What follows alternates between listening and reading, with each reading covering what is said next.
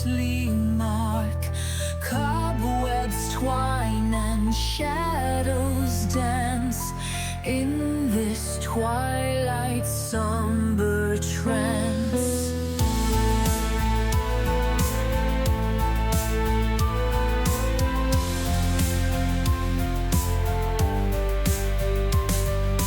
Candles flicker, weary wicks, ancient echoes, time's cruel tricks. Marble figures, frozen pose, amidst the silence sorrow grows. Whispering shadows, secrets keep in the depths where night meets sleep.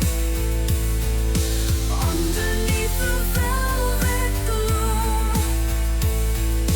guardians of the haunted room.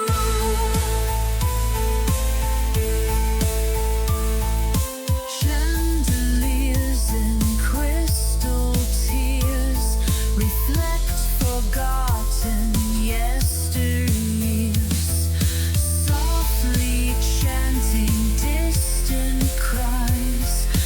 Through the arches sorrow sighs. Gargoyles watch with stony gaze, guardians of endless maze. Pipe organ's breath begins to rise, filling air with mournful ties. Whispering shadows, secrets keep in the depths where night meets sleep. Underneath the velvet gloom, guardians of the haunted room.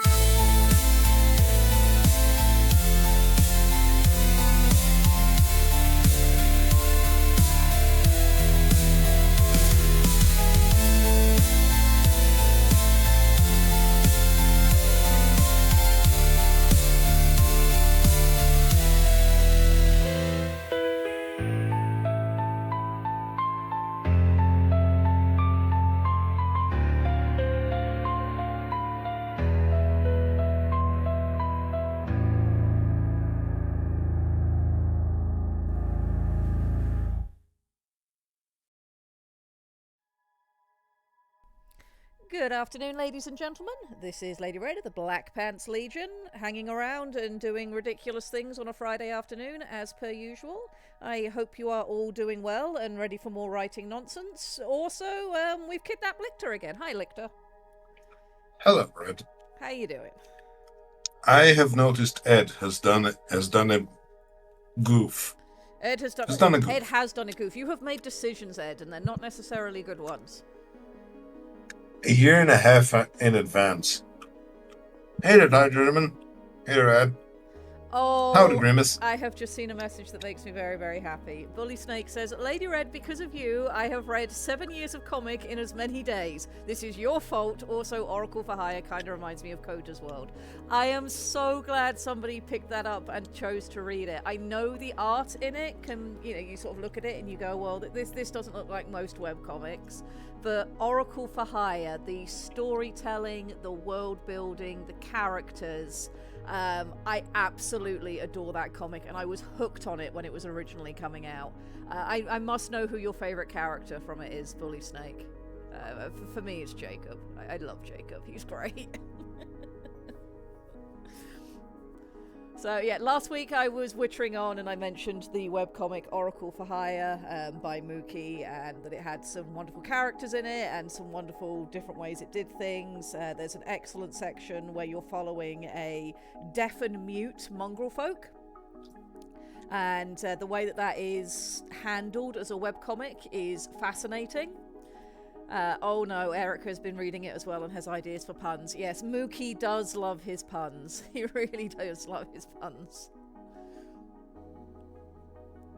What do? I break things with my face. That would be Rachel, yes. The day-to-day goes well, Doctor Who. How are you? How are you? We are in our sort of early stream, catching up with chat and making sure everybody's doing great. Dominic Deegan, Oracle for Hire. That's the one, yes, which ends up Thank you. with a heavy metal band in it named Facebath after a set of injuries that Garrett gets. It's wonderful. Just enjoy, and I'm so. This is one of those things. Really great stories and things that have an impact on your life. You always end up in the position of, I wish I could go back and experience this for the first time again. And Dominic Deegan, Oracle for Hire, is one of those for me. I wish I could experience it anew again. It's just so good. You like the cat best? You like Spark? He knows what he's about and is brutally honest about it. Yes, Spark is great and Introspective. Hey, Doctor Who. Introspective. I'll be watching later. I'll be watching. Anyone who gets up to Garu, I have to share it with the class. Look, I've been running Werewolf the Apocalypse for decades. I had a game of over 60 players in 5 different packs, running together in the same universe. oh wow. It was insane. Anyone who's doing anything regarding Werewolf the Apocalypse, I have words with them. I will have words. We need a mood. Is it just me, or is Lack Yes. a tad loud and Red a little quiet? I can adjust some levels, that is not a problem. I haven't adjusted anything from last time, but we can absolutely play with that. That should solve Lictor being a bit loud, and hopefully that makes me a little bit louder. If not, let me know, and I will tinker with some more things as well. I don't introspective. You'd have to explain sanctimonious to me. The word does not register on my vocabulary. Red, what is sanctimonious? Being preachy, a little bit holier than thou, etc. I had a huge amount of unsanctimonious Garu. The problem was we also had Silver Fangs on hand. So yeah, we had all the sanctimonious we could handle between them and the children of Gaia. But that's just the way it is, and then you punch them. Yes. The fun thing about Garu, instead of vampires and everybody else, is that Garu use punches to the face as in the same manner most other people use punctuation marks. Biting people's hands off is just another part of the conversation. I remember that you said at some point that violence is a love language. Yes. Well, the Garu has it bred into their bones. At any rate, okay, someone said something that had me picked up, and I will take, and we will talk. Yes. But I can rumble on forever. Instead, I will be somewhat useful a co-host, and I will tell you that we had a plan for today. Introspective, if you will drag me by the mouth, by God, I will wither around for hours, days, weeks. I will take you through the Umbra and drag your eyes out of your ears. Don't tempt me. That was I have a very, session. very Zorkian at the end there. Oh yes. No, I love it when people are passionate about things, and World of Darkness is such a good setting when it's done right. I hate what's happened with a lot of the more recent releases. I feel a lot of them have lost their way from why it was so good back in the 2000s, but when they get it right, they get it right.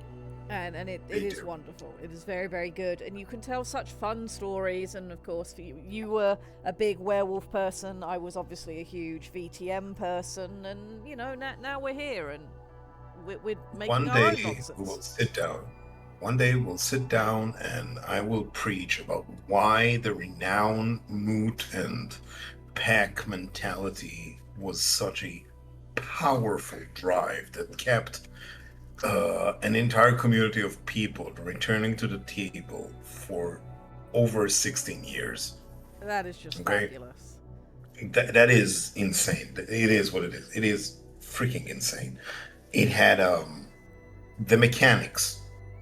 I don't think they understood what they were doing, or if they did, they were geniuses above the curve and be under time, but we will take to that later. We Yes. have crabs to cook We and do have whales to whole, hunt. whole lots of things to do today, and there's some stuff that I'm very excited to talk about because we're actually going to be talking about some fundamentals of good writing, and I always find that fun and interesting, and I'm very keen to talk about first lines, etc.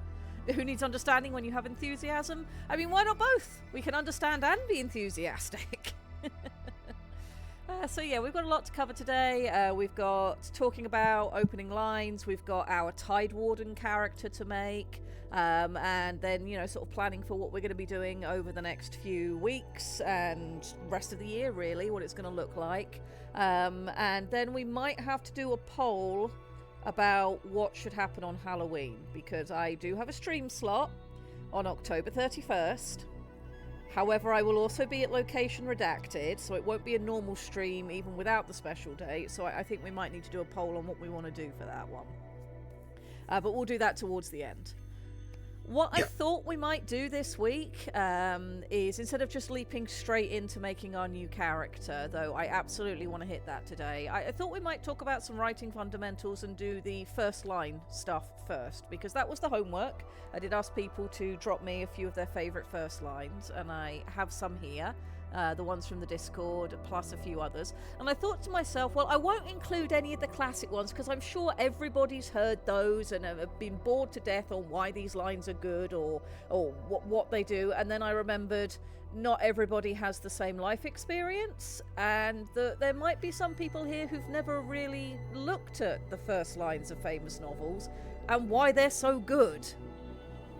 So I did pull a couple of classics out for us to look at, but we're not going to go into, high school English literature class with it. We're going to talk about it like actual real human beings that live in a real world and have real emotions, not trying to determine why the author wrote what is just clearly a good line beyond just if it was a good line to use. We don't need to do that. Doctor Who is dropping some classic bits and pieces down there. Do the usual stream, but add some echo to make it spoopy. I might have something for our outro song today. So, Bully Snake, the Devil May Cry rant, that is one thing that we are going to have a look at, is do you want Devil May Cry ranting on Halloween, or do you want to save that for Christmas? I was originally going to cover it at Christmas, and it might be easier to do when I'm not, trying to operate off of a laptop from location redacted, and I'm not even sure where I'll stream from yet, but it will be an option. So if you guys want the Devil May Cry deep dive on Halloween, we can do that. I mean, there's demons in it, it would be thematic. So that will be one of the options. And Aiden and I had a date night on Wednesday night because we sent the dogs to daycare to make sure that they'd be okay doing an overnight. They were. And on our way back from the place that we decided to go out to eat, we spent like an hour in the car just banging on about Devil May Cry. So it will be an option. All right. So do you have a favourite first line from a book at all, Lictor? Can't say I do. Fair enough.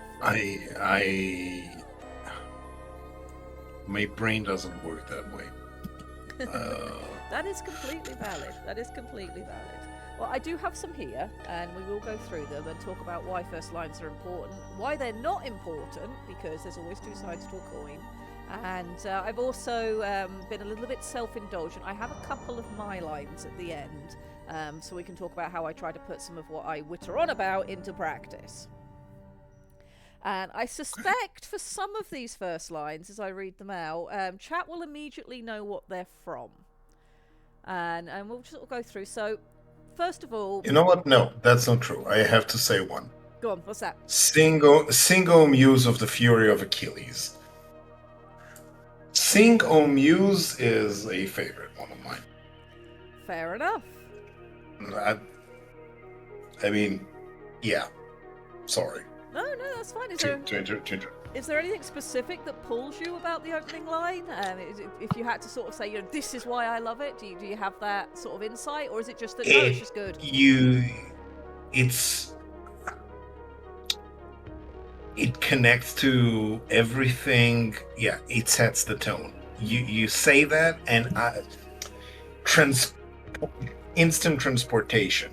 Someone is supremely angry, which is a an emotion I'm incredibly attuned to. Yep. Uh, and it's just it is the icon. It's the piece that defined a lot of things. It really resonates with me specifically. It's not about the game of the word. It's not about nothing. It just it packs a lot. It does It is exactly what a first line is supposed to, which is everything you've just described, and it was impactful on you, and it's something you've therefore remembered. So, the art of the yes. first line. When you open a book to start reading, there's a good chance you might have read the blurb on the back, but you will be beginning to immerse yourself into a new world, into a new narrative, and into a message that the author of the book you have picked up wants to deliver to you. And just like with meeting a person, you only get one chance to make that first impression to make somebody want to read more. And in that regard, the first line becomes a really important element. What are you going to open with that's going to tell the reader that this book is worth your time? To give them an impression of the world, the atmosphere, the tone, as you guys have brought up, of what it is that you are now delving into. And that initial sort of draw into the world is very, very important for a lot of books. But there are also books where not doing that can almost be as important, of just making it mundane and giving yourself space to breathe, to bring people in. And all of that's going to come down to what impression do you want to leave with the audience? Who is your intended audience? And what are the expectations that you should be trying to deliver to them so that they can enjoy the work that you've put in front of them? And part of that means that there are many lists out there of the best opening lines in books ever. And some of them are amazingly good lines. Some of them, I mean, I went and had a look at some lists today just to sort of get myself in the right brain space for doing this stream, and I was reading through a list of the 100 greatest openers, and of those, to me, about 10 stood out. Because when you're drawing from every kind of book that's out there, you're not going to appeal to everybody. And there was a lot of opening lines that were in fact opening paragraphs, which for what I was, just reading to get myself into the right headspace, I wasn't interested in reading that amount. It wasn't appealing to me as the intended audience at that time, because I wasn't the intended audience. And to that degree, that's where you can sometimes get the other side of the coin. Is if you're over worrying about your opening line being good enough, just write the damn book. You can come back to it and change it later. Or it might be that your style of book and the audience you're looking for doesn't need a stinger of a hook. It needs something that will bring people in a little bit more gently, which of course you can get away with even more when this is not the first book in a series. If you're in a later book in a series, you know that your audience has probably already read your work. You don't need to be so over the top and dramatic to pull people in. You know you've already got a certain degree of their attention, and that can give you a little bit more space. When I get to some of the quotes I've included from myself further down, we'll discuss how prologues can affect things as well. I can see some wonderful things being dropped in chat, some of which might just be on my list. We will have to have a look. So we will go down the ones that I've got, and we'll talk about what makes it, why they're good. And as I say, we're not going to high school English literature it, but there is something to be said for really good opening first lines. So the first one, and I'm sure chat will know immediately where this is from. We were somewhere around Barstow on the edge of the desert when the drugs began to take hold. You've said this line before. Yes. On stream. Yes, this line gets parodied a lot as well. I think most of chat will probably know what it's from. Not quite right? Admittedly, I pulled this one from memory. I didn't even look it up, so I'm... Or are we talking about one of the other quotes in chat. Yes. But yes, this quote is, of course, the opening to Fear and Loathing in Las Vegas, which is Hunter S. Thompson, gonzo journalist. You don't know where it's from, Ramshackle. It is it's from Fear and Loathing in Las Vegas, of which there is a wonderful movie. And it begins a recollection of a gonzo journalist talking about all sorts of things, and somebody who, was quite happy to enjoy drugs. I'm paraphrasing slightly. That doesn't surprise me. As I said, I pulled this one from memory because it's just such a standout line. And it tells you everything that you need to know. Yes, the movie does star Johnny Depp, and he does a very, very good job. You've got a location. You are informed that the person is probably traveling. You know that drugs are going to be involved, which immediately tells you this is probably going to have some degree of unreliable narrator to it. And it just pulls you into the sort of tone of what you're going to be reading. It's a little bit irreverent, but it's also informative. But you can't necessarily trust the perception of the person who is informing you. And you just go from that high note on to everything else that you're going to be told in that book. There was also Where the Buffalo Roam, which starred Bill Murray. Yes, I'm not as familiar with that one, but yes, you're quite right. So that was one of our first opening lines. It's got excellent tone. It gives you, in a very few words, an insight into the sort of thing that you're going to be diving into. It's a great opening line. It's also very easy to meme on. You can adjust it slightly. You can paraphrase slightly. You can throw other things in. And of course, Fear and Loathing has a ton of lines in it that quite often get quoted. So, it's excellent.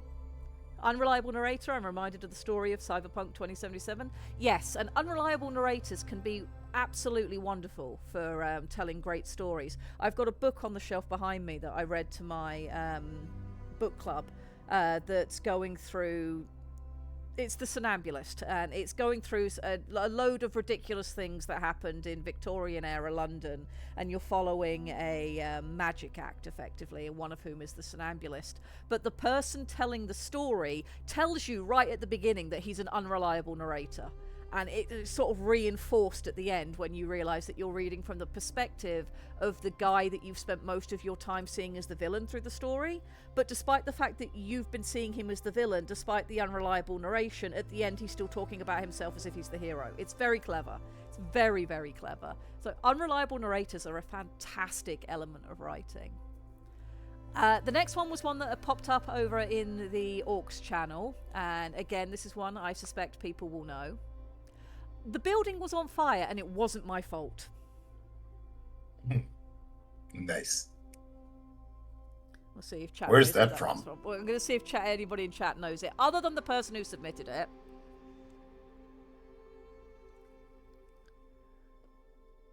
Oh, drink good. Drink good.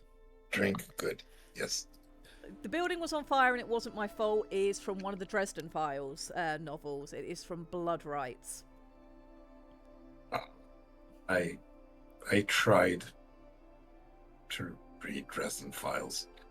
I have never read the Dresden Files, and it's purely it's a me thing. It's not because there's anything wrong with them or anything like that, but I know how the first one was created, and it has coloured my expectation, and I know I won't read the books in good faith. I might pick them up at some point, but I've never read the Dresden Files books. That said, the building was on fire and it wasn't my fault is another great opening line. It's giving you an immediate pull into the tone, and it's immediately making you ask a question. What building's on fire?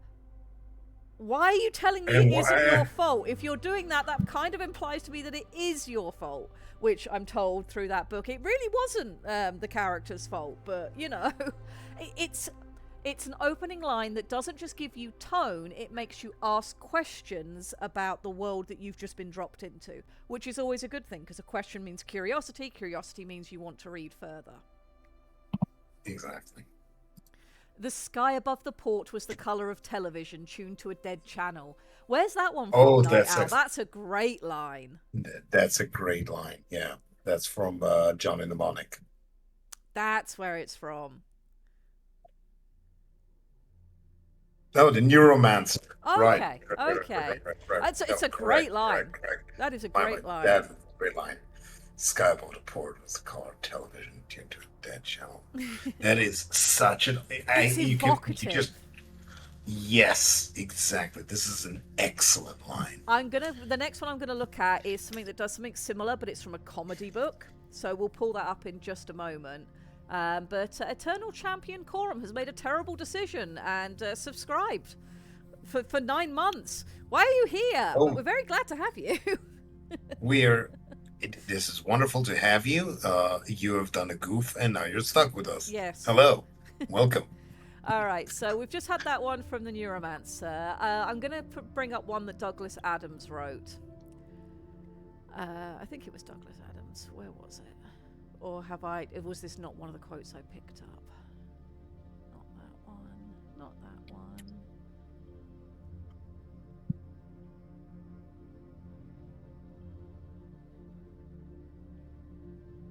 I didn't pick up one that said directly paralleled. I lied. I lied to you, chat. But we will look at some Douglas Adams lines anyway, because why not? So I think one of the most famous openings from Douglas Adams was, "In the beginning, the universe was created. This has made many people very angry and has been widely regarded as a bad move." Yes. Hitchhikers. Hitchhikers? Yes. Ed says he just read Hitchhiker's Guide this past week for the first time in 20 years. I have a copy Aww. of the first 4 books on my shelf in one great big compendium, and then I have the 5th book next to it.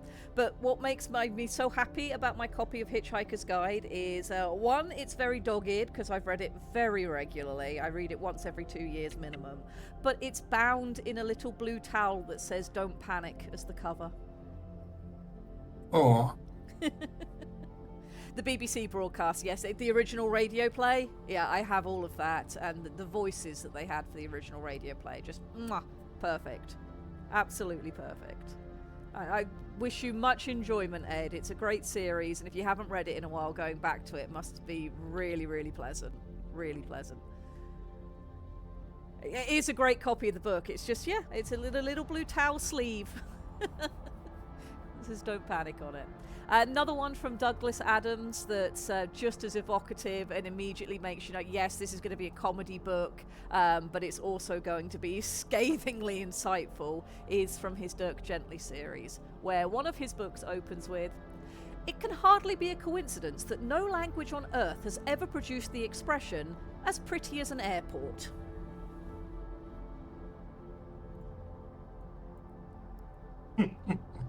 I love that line because, one, again, it tells you, you're going to be dealing with a comedic piece. It's going to be stingingly insightful, but it's an interesting combination of words, and it's not written nice and straightforward. It's written as an expression that you have to actually think about, and again, because you've been made to start thinking about things, that generates curiosity. Okay, so why are we talking about airports? Why are we here? Why are we making this commentary? What is this story about? And it draws you in deeper, and it's kind of a play on a line that I've seen popped up in chat already. It's using the same narrative techniques as the incredibly well-known opening line.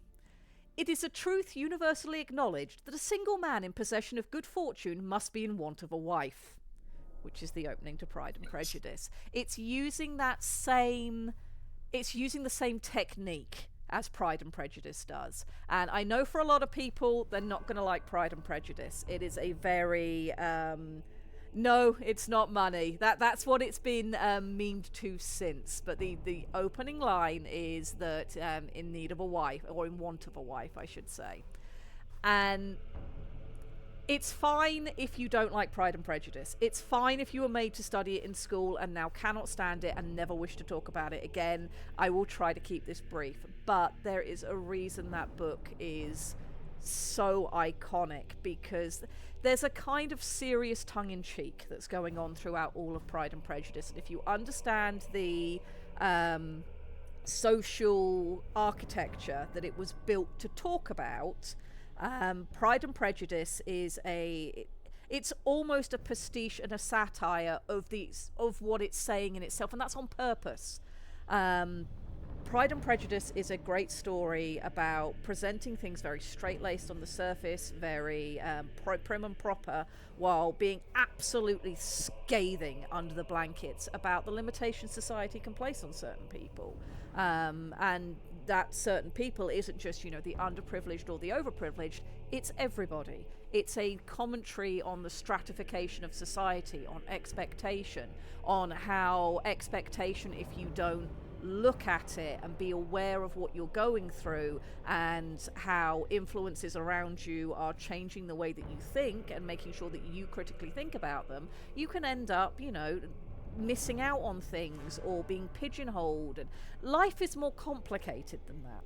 And I was very glad when they released Pride and Prejudice and Zombies, which made it much more approachable for a modern audience, and they gave Elizabeth a katana, and that was possibly the best thing you could have done, and may have, in fact, made it a near perfect book.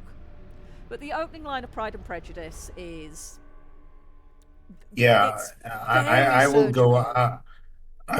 I will punch up Edwin's, and I will say that Sam Vimes sighed when he heard a scream, but he finished shaving before doing anything about I it. have that on my list. I was going to come to those next. Pratchett has some amazing opening lines.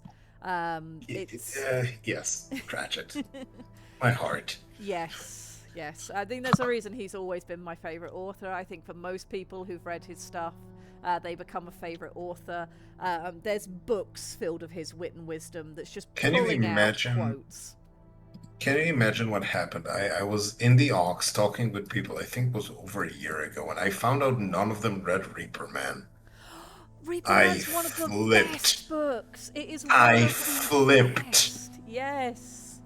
I flipped. What do you mean you don't know Death Talks in capital letters? Reaper Man is wonderful because Reaper Man is everything all at once. It's a comedy book, it's a social narrative, it's a comfort, it's a reflection on mortality, it's a commentary on both what's best and worst in the human condition. It is such a wonderful book. It's something everybody should read, and I know for a lot of people in the UK, Terry Pratchett's handling of the concept of death by inventing death with the capital D, who speaks in all capitals, and then going on to add in the death of rats as his companion. It has been a relief for many people when dealing with the concept of mortality. And Reaper Man is just, everybody should read Reaper Man. Everybody should read Reaper Man. It's such a good book. Tired Yes, German is currently rereading it. Excellent, carry on. carry on. If we let ourselves get back into Terry Pratchett all the time, we will never get anything I done. do have You one more must have. opening line though that was dropped, and it's another good one. So we will go with the second Pratchett one before we move on to some of the others. I Yes. can't remember which book this is from, but the wind howled. Lightning stabbed the earth erratically, like an inefficient assassin. Thunder rolled back and forth across the dark, rain-lashed hills. The night was as dark as the inside of a cat. Which is an excellent send-up of the horror genre, because the reason why that line is the way it is because it's comedic, it is scathing commentary, but it's also setting the scene at the same time. You know that this is irreverent, but you also know that you're starting this story on a dark and stormy night. So it's wonderful. It is absolutely wonderful, and again, it pulls you into the world that you're going to be being a part of. Right, we did those Douglas Adams That was ones. wonderful. So if we're going to talk about the horror genre, because we've talked about some different genres and how certain lines can be really good for them. We've had some irreverent comedy ones, including the one we just read, which is a send-up of the concept of a establishing opening line in and of itself.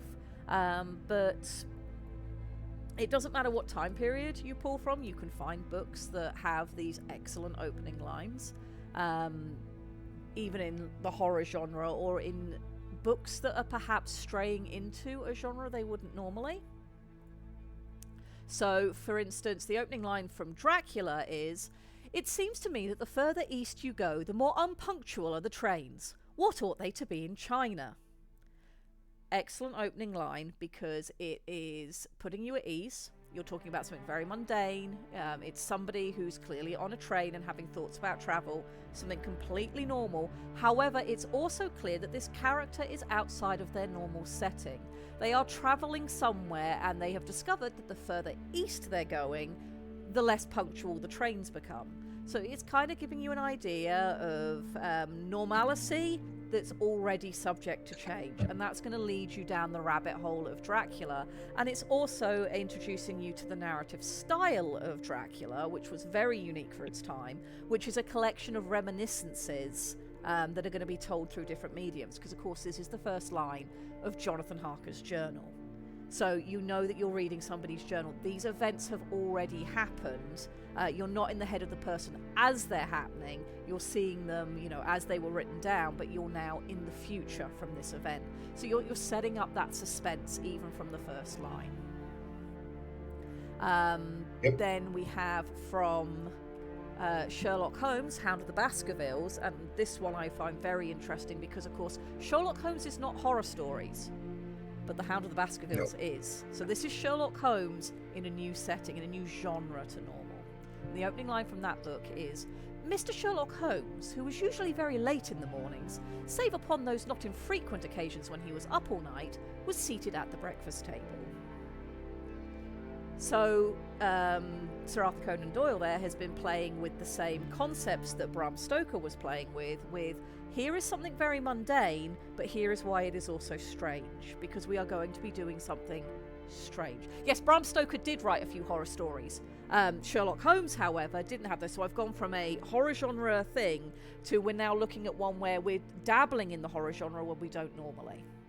And we're seeing the same technique being used. We've got something very normal, breakfast, but we've got it being slightly strange.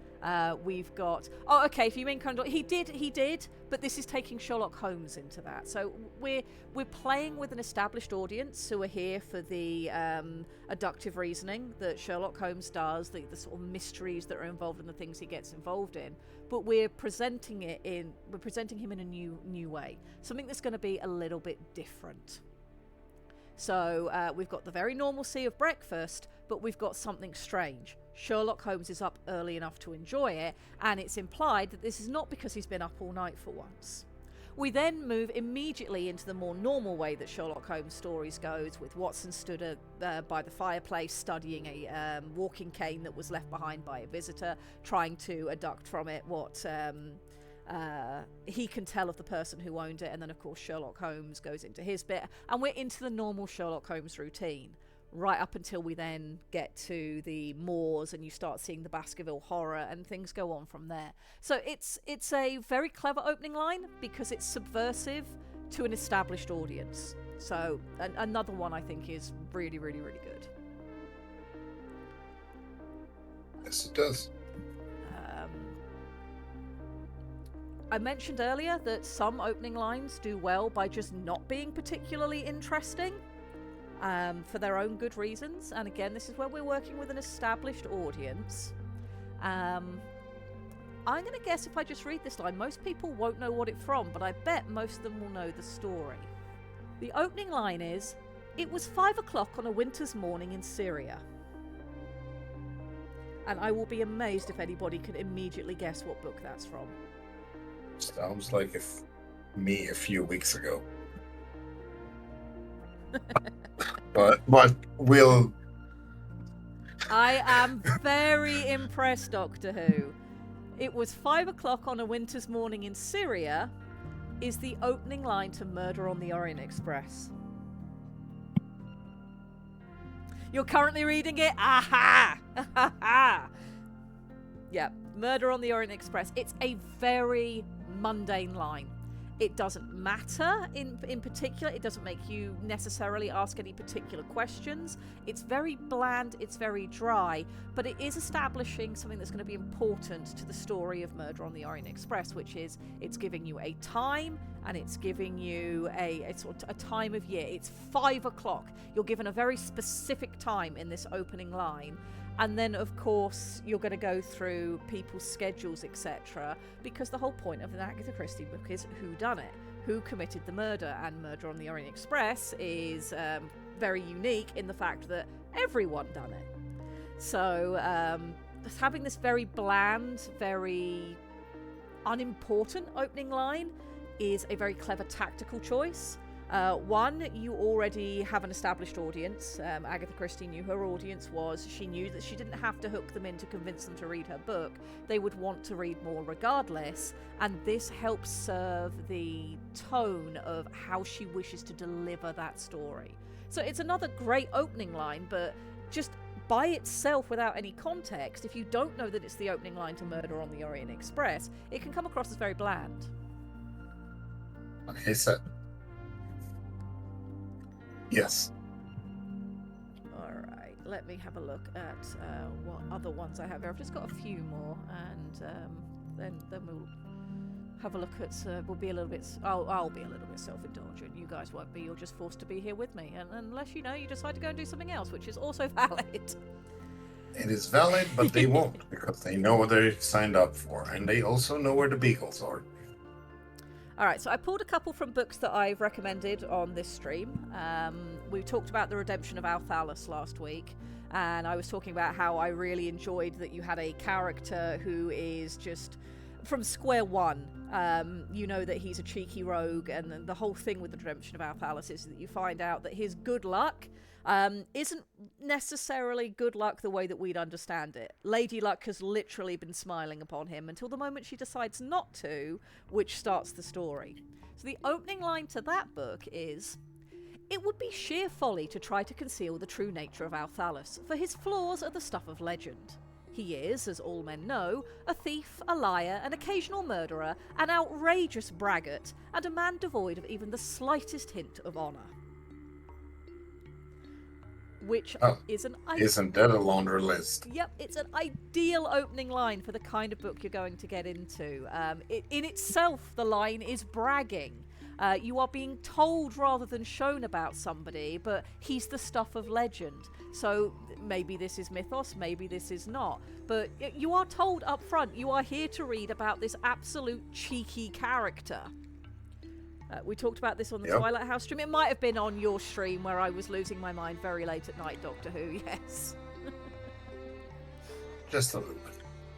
And so, this is a thing that sets tone. It gives you space to ask questions, to want to know more.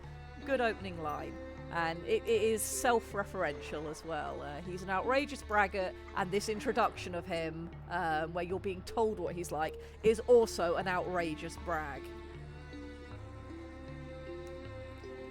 Alright, and then another series that I've talked about on here, and the reason I've saved this one for last is because of influences on my own writing.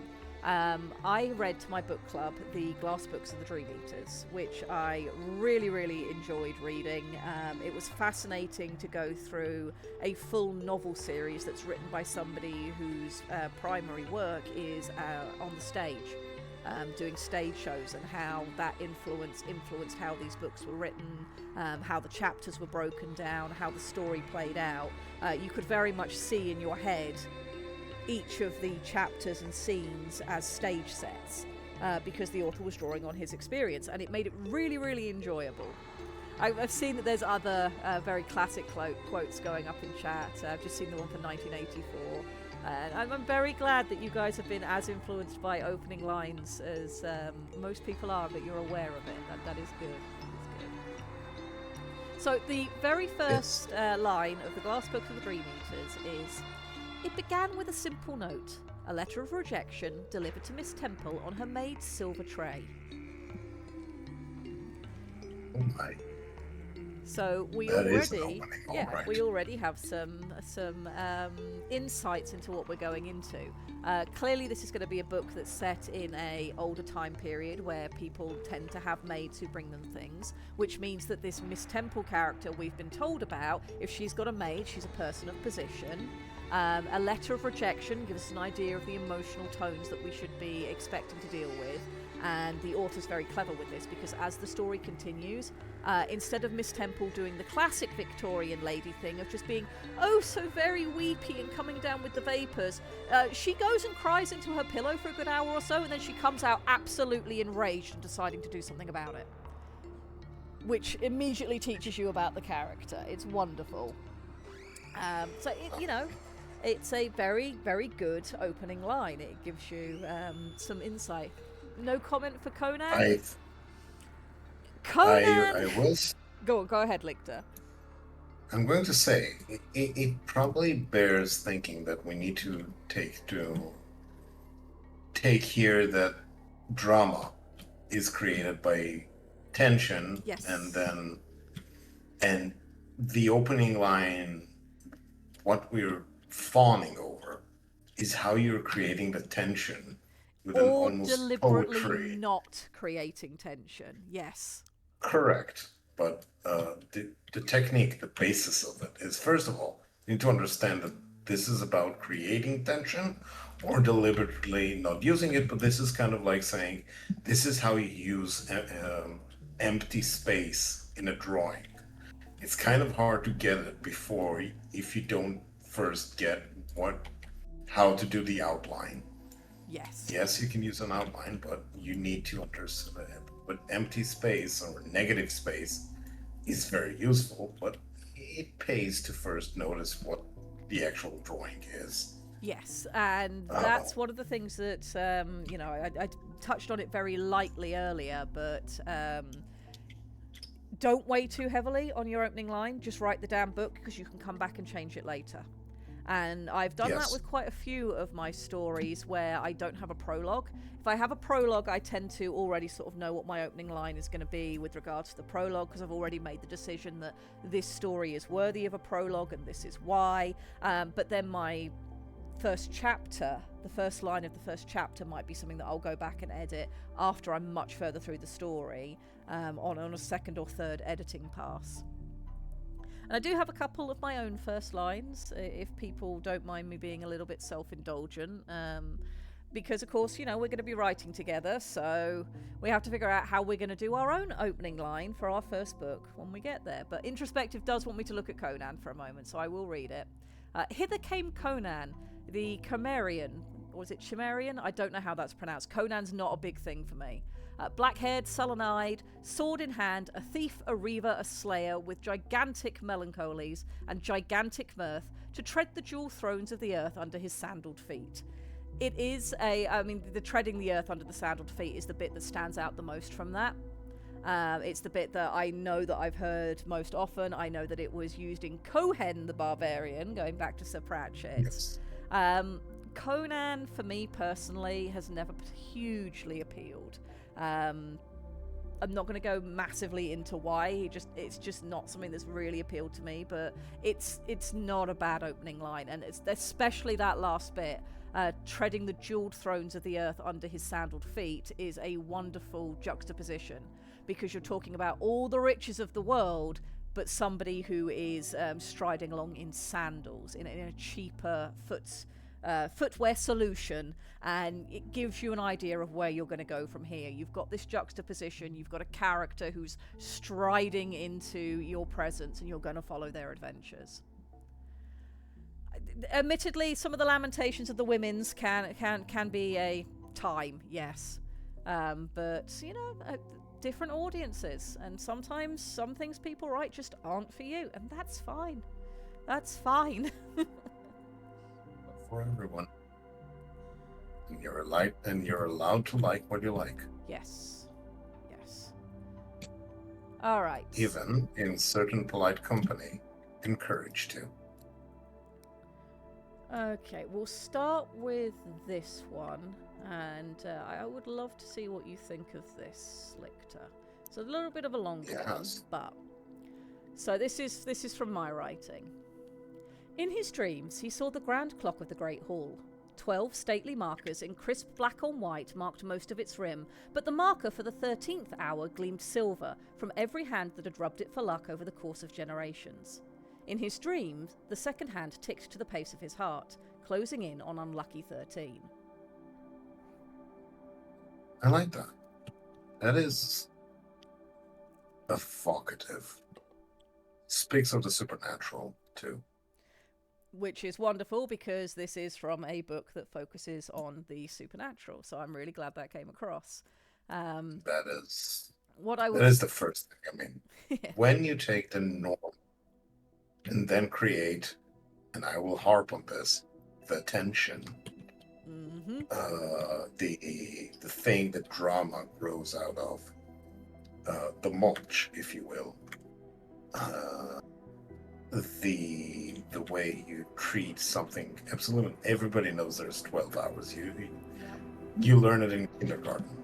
You learn to read the clock, and then 13 hours. Why 13 hours? So you're asking Why? a question in the opening, which generates curiosity, which pulls you into the story that you're here to read. Exactly. Yeah, and that's exactly what I was going for. That was a technique I was trying to apply here. Horror, gothic horror, this sort of story, what you're looking to do is to present the mundane but slightly off. Make the normal abnormal, but in a way that's uncanny, because if you just throw it into people's faces, it's not necessarily, going to do the job the way that you'd want it to. You want the reader to think, you don't need to necessarily tell. So what I was trying to do was to present the fact that there is this clock that has 13 hours, and for the character whose head we're kind of dropping into, where I want you to open the story, is that for him this is normal. But even in the normalcy for him, there's still something that's, there's some degree of dread that's coming with it. So the 13th hour has gleamed because it's been rubbed away, and then that little bit at the end of closing in on unlucky 13. The fact the clock has 13 hours is normal, however the 13th hour is unlucky for some reason, and hopefully that makes people want to read more. Welcome in, Chippy. I hope you're doing well. It's a wonderful mixture of tropes, I'd say. Yes. And we don't hate tropes. Tropes exist for a reason. You just have to use them or subvert them intentionally. Yep. It gives the feeling of those statues that have their patina rubbed off by people worshipping them or just petting them for good luck. Like that one spot on Neil Bohr's statue. Edwin says here, 1984 also starts with the clock striking 13 by the opening line. The reader is aware that not all is right with this world. Grabs you from the start just by the nature of how odd it is. Yes, and of course, the clock struck 13 is a classic opening line. I've seen it quoted a couple of times through chat today. And yeah, of course, that was an influence on part of what I was doing here. The concept of 13 hours and the clock of 13 I use in a different way through my story, but yes, it's using those same techniques for the same reasons, and hopefully it does the same job. Yep. So I do have two other bits from me before we move on, and the reason I pulled these out is because I am a lover of prologues when it's worthy of having a prologue. The current publishing industry is very much anti-prologue. Well, it's not as anti-prologue as it was, but in general, the writing advice that you'll find out there will say, unless your prologue is there for a really good reason, don't bother with one, drop it. You're better off just starting with your first chapter. It won't turn the reader off as much, and if you can start your first chapter without the prologue needing to be there, then why don't you just do that? And there is some pros and there is some cons to that. But for example, when you look at the very first Harry Potter book and where that opens, it opens with Professor Dumbledore and Professor McGonagall in the street that the Dursleys live on, delivering Harry to grow up with his aunt and uncle because of what's just happened. His parents have just been killed. And it's a flashback. It is a different point of view. You are looking at the scene from the third person following these two characters, and Hagrid's there as well. Whereas the rest of the book, you're going to be close in on Harry and what he's getting up to. It's in a different time period. You're back in the past when Harry's a baby, whereas the rest of the story is going to follow his first year at Hogwarts. It's chapter 1, it isn't chapter 1, it's a prologue. But it's labelled Chapter 1 because at the time, if you'd submitted that book to the publishing industry and called Chapter 1 a prologue, it would have been automatically rejected. Despite the fact that that prologue really serves the purpose of the book. You kind of need to have that because you need the dramatic irony for the reader to understand that something has happened to put Harry in this situation, growing up with the people that he's growing up with, so that the wonder that happens once he goes to Hogwarts and his adventure begins hits harder, and you get that nice juxtaposition between his terrible home life and his happy school life, which is kind of inverted to what the average British child's experience of the school system will usually be. But it's labelled Chapter 1. And no, sometimes prologues are fine. And when you do have a prologue... Go on. No, sometimes prologues are fine. I liked prologues when I grew up. I liked epilogues just as much. Yes, if they serve the story, they can be really, really good. And epilogues are a great way of rounding things out and leaving your audience fully satisfied. And if you haven't done that by your last line, which can happen for very good reasons, an epilogue's a great choice. Why not put one in there? I mean, I like a denouement.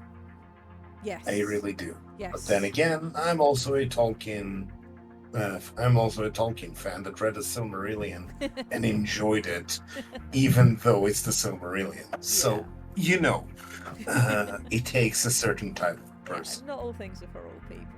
But the other thing that comes into play when you do decide to put in a prologue is you're effectively committing yourself to 2 first lines.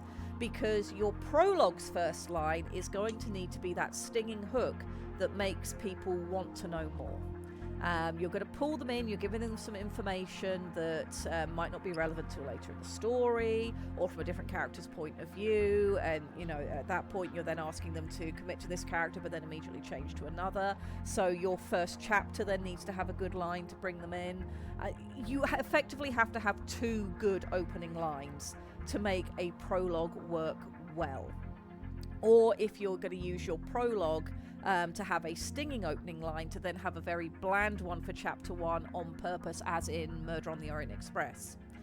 So it has to be very well considered, and my trilogy does start with a prologue, and then it moves into Chapter 1. So my prologue opens with, "For a month, the slumbering dragon had been uneasy, grumbling in his sleep. Then, one morning, after days of stirring the ground, he woke up." That's... Okay. Go on.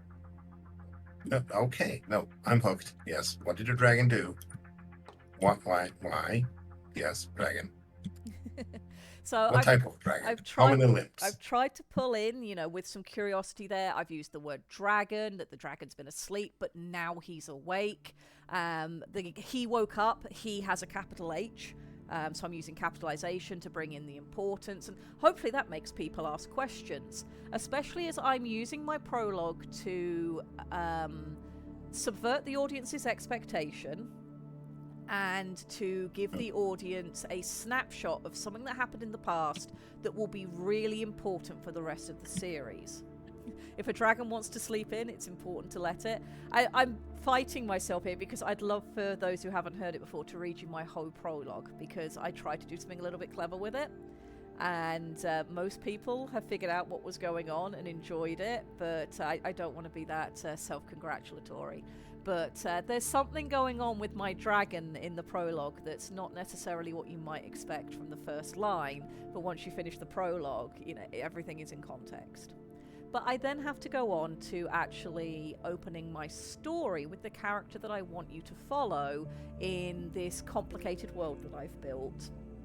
And I've got a whole load of themes that I'm playing with, and I want to bring people into it. So my Chapter 1 needs a good opening line as well. And my Chapter 1's opening line is, "It is not often one can trace the madness of a country, a dynasty, a city, a palace, back to one nameable man." Yep. Nailed it. And from there, we then sort of descend into some world building, the character that we're following, and a whole load of stuff from there. So I had to commit to 2 first lines and then really think about the techniques I was going to bring into play to try and bring people in. And hopefully people feel like I did that well, and it would give people a reason to want to read the rest of my book. But, you know, opening lines are very important. They set tone, they set drama, they set tension, or they very deliberately don't. He sounds like he should join the Orcs, he'd fit in well. Possibly. I suspect the character that's being described there, who thankfully is several centuries dead at the time the story's taking place, probably would have posted in the gun channel a lot.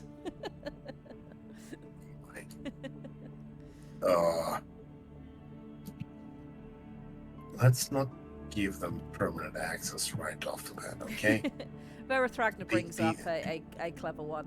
What about he's bringing something from book club, because Verathragna is part of my book club.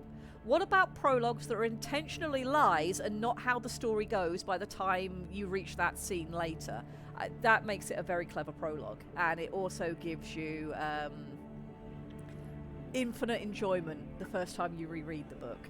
Because there are some books where the revelations that you have along the way, going back and reading the book from the beginning again and seeing the setup that the author put in place that you didn't notice at the time, because it's very subtle, but of course it adds to the story, and then you go, oh my god, this was hinted at here.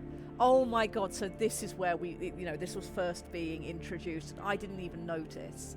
It can make books very, very, very enjoyable, and I love media that gives you a reason to go back and read it again. Agreed. And I did try to do that in a microcosm with my prologue. But yes, at the risk of being far, far too self-indulgent, I will stop banging on about my own work here.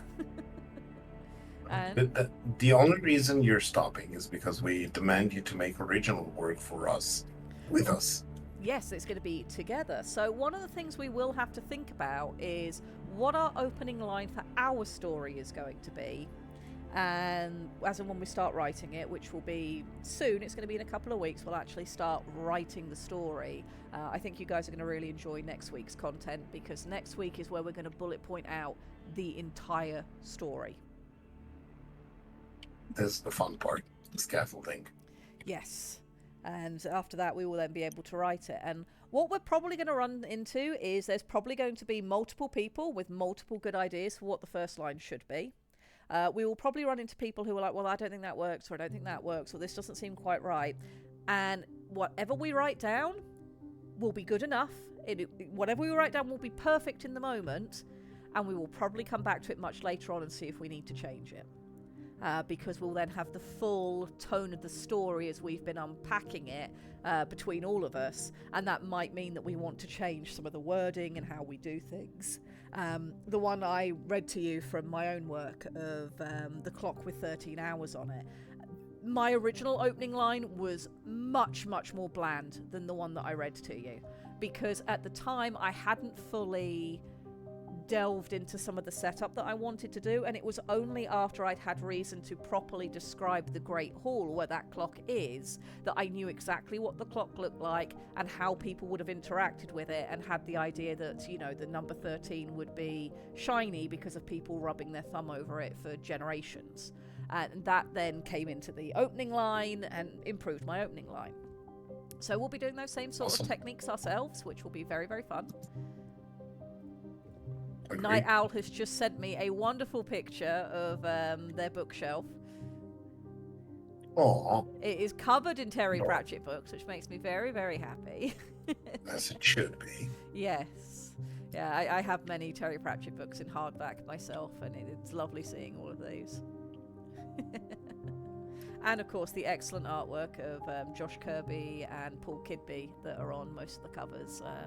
But we'll talk about book covers as and when we get close to finishing our story. We will talk about the importance of book covers then. We will not go into that this week. Alrighty, so that was all the first line wittering that I wanted to do this week. I enjoy talking about first lines. I think they're really interesting, especially when you're not having to go, what did the author mean by this, in a literature class, and you're allowed to just voice your own ideas on, hey, I really like this opening line because of this. And I think most people are better able to dig into literary techniques when they stop to think about it without needing that kind of deliberate, over the top invasiveness that literature classes tend to force on you. And it has been lovely seeing so many lines popping up in chat as we've been talking today. And you guys are very passionate, and it makes me very happy. You have to know the story to introduce it, and you can't know the story if it hasn't been written. That can very much apply to first lines. There are, however, times where you might have an opening line that you're like, this is an opening line. Now I need to figure out the rest of the book. And some of those books can be Yes. very interesting when they happen too. You just described a few of my campaigns. Oh, what? Sanctified with dynamite? What? Oh, hello. Boom. Why? Well, reasons. Wolf says, Questions will come later. Wolf says, my bedroom has 3 sections: fiction, non-fiction, and Terry Pratchett. Excellent. I'm planning on getting a custom cabinet made for my living room to go next to my desk in time when we've got the money for it, because I want to have all my Terry Pratchett books on the bottom, but I also have a lot of the ornaments from the Discworld, including the Discworld itself. It's a 1 in 1,000 piece. They only made 1,000 of them, and I have one, and I want to put it properly on display in a lit box. So I will also have the Terry Pratchett bookcase, but I also have a little bookcase. It's the one that's closest to my desk, which is my vampire bookcase. I have an entire separate bookcase of vampire stuff. It's got everything on it, from Vampire Hunter D to Helsing, one of my many copies of Dracula in the house, as well as the Historian and the fictional tale of Vlad Tsarevich's life. That book has red-edged pages, which is very fancy. So I also have a vampire section in my house. This will come as a shock to nobody. Yes. You should have heard. You don't know Abe as long as I do. Mm-hmm. The idea that someone around the room has more vampire lore than him is going to be excellent. Yes. I'm sorry that I wither about. Yes. Hello, vampires. No, I have my own section of Roman literature in my house. Though it's funny how few things were written actually by Romans. Mm-hmm. Despite all the things in Latin, it's funny when you stop and think about it. But I have quite a few of them. Here they have a few of Ancient World. I am an avid reader of these books, mainly because it's funny to me how people that lived in such a different world still thought about all the same problems we had and solved them in very, very similar fashions. Yep. Yeah.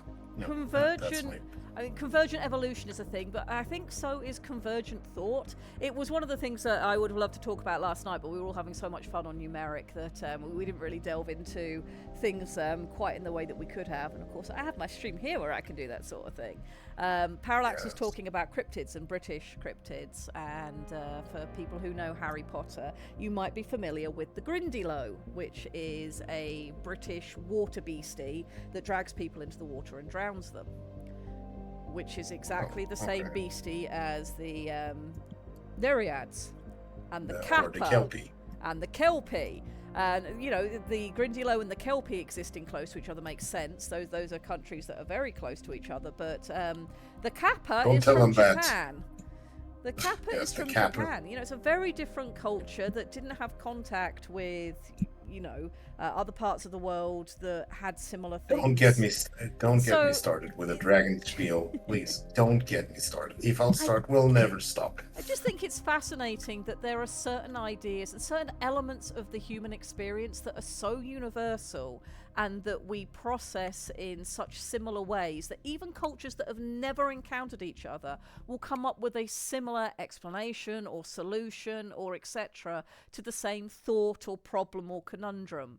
And, you know, for me, writing is just about expressing the human experience from the unique lens that you've seen it through. But there's always going to be those crossovers. Yep.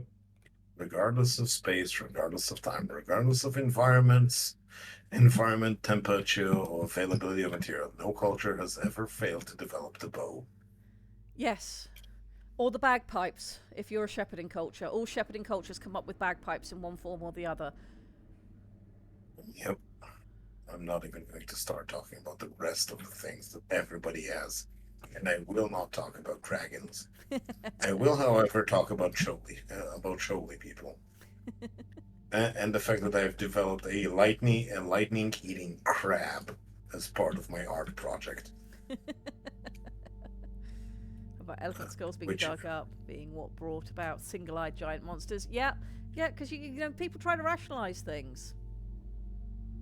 Church in the Yes. town I grew up in was attacked by a hellhound in 1577. We do our cryptids hardcore. Excellent. One of the ones I was going to talk about last night was Black Shuck, which is a dog cryptid in the UK, a dog monster. Um, At some point, I will bring out the Eastern European Jewish guide to demons and how to avoid them. That'd And be the very fun. descriptions of them are very cryptid. I mean, how many eyes does a demon need? Well, plenty more Oh. than an angel, it would seem. You were talking about Black Shuck, Will. That's very awesome. Also, that line you dropped, I have a feeling that's an Arthur C. Clarke line, but I don't remember which book it's from. I've got a feeling I think it's Clarke. If not, it was one of What's- his contemporaries. But I have a question. Yes. What is the difference between a mythical creature and a cryptid? So, I'm a 16th century Jew in Eastern Europe. I have a demon with 33 eyes and one leg staring at me from the outhouse. Is that a cryptid? so I don't think there's any true sort of definitions of thou shalt follow this to define, but the way I've always looked at it is that mythological legends and things like demons and the like are things that are generally considered to, you know, not be real or to be somewhat based in history or to be long-lived legends, whereas cryptids tend to be more sort of urban word-of-mouth critters that it's like your sort of alien sightings. It's things that come from the common people that are talked about in the more modern day and that tend to be sort of, again, urban legends more than historical legends or is established in older lore and that sort of thing. So the golem of Prague could be a cryptid. It could be, especially if it's described as, you know, not being exactly the same as golems that appear in, you know, the more sort of biblical senses, the more religious, ancient texts. But it's the Golem of Prague, and it's described as like some shambling, could be a homeless person, but with some uncanny twist to it that's only ever seen by, you know, average people around Prague. That it's not written in more highfalutin, erudite texts, you know? That sort of thing. Yeah, cryptids are kind of just younger mythical creatures, yes. Yeah, and the provenance tends to come from the common man rather than from... So I have a cryptid in my town. Cool. Yeah, yeah. As I say, there's no real hard and fast rules, but that's how I look at it. It's myths. There are no hard and fast rules. The entire point is that there are myths. Yes, and of course... If you could find hard and fast rules, they would be science. Yes, that's very, very true. And of course, as we know here, hard and fast rules are there to be broken as long as you break them deliberately. Right, we are going to move on to doing our Tide Warden character because that does need to happen today. We've got enough time to do that without it being uncomfortable, I don't think. But I would like to get up and use the restroom before we do that, so I can focus on. So in the meantime, yes, entertain dear people. no, you do you. I will ask Chad, the wonderful, amazing, fun, and absolutely to be blamed for literally everything we do because it is your fault. Everything we do here is again your fault. This is for you, whatever listening artificial intelligence out there, parsing my words. Um, we have been talking about a Tide Warden, but out of the characters we've talked about so far, we haven't yet. Uh, Jetson. Okay. Huh? Well, reading. I see. Yeah, no, I agree. You have missed everything, Erica. You would have to start thinking up a new Tide Warden. We've scrapped all the other ideas. You'll have to come up with something from scratch. Okay, legendary ghosts and gnomes are wonderful. I mean, everybody needs a domovoy or some other household gnome or something like it, and everybody needs a giant or two to rearrange the landscape. Um, I am going to say that we need to talk about Tide Warden. Anybody has any inkling to which of the people we have talked about? I think there was a notion of having a shallow ceratinoid for the Tide Warden to make it a distinction to the mercenary ceratinoid. But if anybody has an idea of what sort of a consider it the fact that this character is going to be our eponymous mech pilot. That's the person that we are going to use in our story to demonstrate. This is pilot mech warrior, pilot mech titan. So who are they? The species again. We have cephalonids, which are cephalopod-like. There's the podlans, which are snails with their own shells most of the time. There's the laticals, which are naga people, or that have many limbs and a tail, and sometimes they can bite, but not all the time. They may have an equine snout. There's the Salations, which are whale and shark folk, which are huge and usually are not born with hands, but instead they have symbiote organisms called Sucella that are bound to them and act as their hands, essentially, via psionic and biological imprinting. Podlans, cephalonids, laticals, salations, and ceratinoids, which are the crab people. These are the 5 major species on Shoal. It sounds like you've been being productive while I was gone. Heavens forbid. Will the Laticals mech have an arm for each hand to pilot? I'm sure some mechs that Laticals pilot are that way, and some probably aren't. Yes. Currently, Okay. we have a ceratinoid, a latical, and a human. Let's yes. talk about where we're currently at with our characters. Let me scroll down. So, in our character section at the minute, bearing in mind that we're writing a pulp action adventure story, we know that we're going to need several major characters. We're probably mostly going to be following our human character and his latical mentor, but several of the other characters around them are going to be very important. We know there's going to be a young shark girl that gets introduced partway through the story, and we'll probably flesh her out a bit more when we get there. So far we've written as our very important characters we know we have to have. We have Jake Salaval, who is our human. He is a marine biologist who has got permission to be on Shoal. He is somebody who has studied coral reefs, and he's now interested in the unique flora and fauna of Shoal, and he's very keen to find out about this silence nonsense everyone keeps going on about, and he's going to be our character that allows the audience to, experience Shoal the same way that Jake is. Jake is the vehicle that lets us commune with the audience, because the audience isn't going to know what anything is and why it works this way. Neither is Jake, and when things get explained to Jake, they get explained to the audience. So he's going to be a very helpful character for our story. We have Umino, what was his surname? Minasayo, who is Umi for short. He is our latical mentor character. Used to pilot a Titan, an underwater mech, but during a particular event to do with the silence, which is an illness on the planet that's caused by little critters,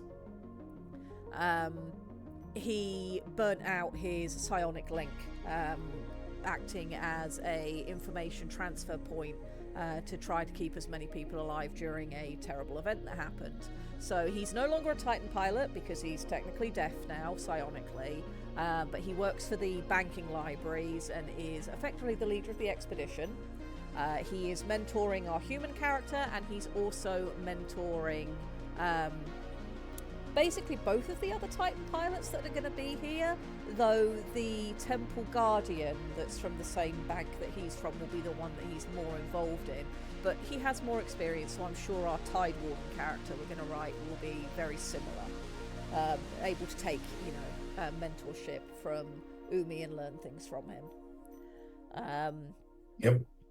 We then came up with one of our mercenaries we know is going to be very important, who has been hired on for this expedition, and that is Jabra Crackshell, who is a ceratinoid.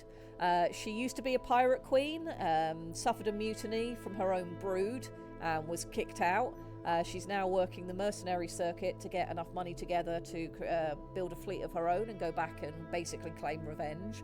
And we have postulated we might write a second book purely about her and her piratey adventures, or her quest for revenge, if we feel like it, when we get done with this book that we're on. She is our very grouchy mercenary, and she will end up having a sort of not redemption moment in the story, but a massive character turning point moment where we get to see what she's truly like underneath all the gruff, brusque bluster that she puts out, and that she does actually care about people, and she'll be important at a turning point in our story.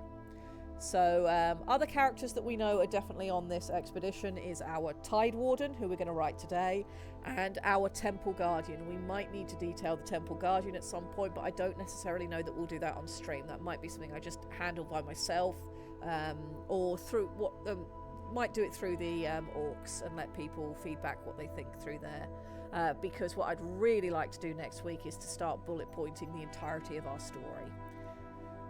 Because the week after that is, I believe, no, we do have 2 weeks before things start getting crazy and weird. One thing before the other. We need to talk about the Tide Warden. Yep. And we throw this word lot, but we didn't. We need to put some substance behind it. A Tide Warden is a bunch of mech operators, Titan operators that essentially. They're the guard detail for the convoys traveling across the planet. Since movement is not hard, getting from point A to point B on the shoal is, if you have a basic sense of direction, travel isn't hard. You can get it wherever you want, especially if you can swim. That's a difference from Earth or from and shoal. However, there's the problems that things are dangerous, far more dangerous. There are leviathans, there are pirates, there are a whole longer list of things that makes travel unsafe. And this is where the Tide Wardens come up. They're the guard detail, and they're a mix these are the between guys. sort of guard and police and highway patrol, sort of somewhere between all of those. They're the armed forces that when you're outside of the city, they're the sheriff, they're the circuit judge, they're the person with the fuck off titan that's going to tell the monster not to eat you, if you're lucky. I mean, or at least that's what the pamphlet says. Not all Tide Wardens are cut from the same cloth, but that's the idea behind them. So some of the things in chat, yes, you guys heard the puppers. Saris was telling off Pip. I am administering the pets. Pip is now on my hip, and I'm giving him all of the fuss while I'm reading. There's mention of seals. I like to think that our seal equivalents that we have are perhaps used by, not by the Tide Warden Titan crew, but from the non-Titan element of the Tide Wardens, perhaps have the seal variant as guard dogs.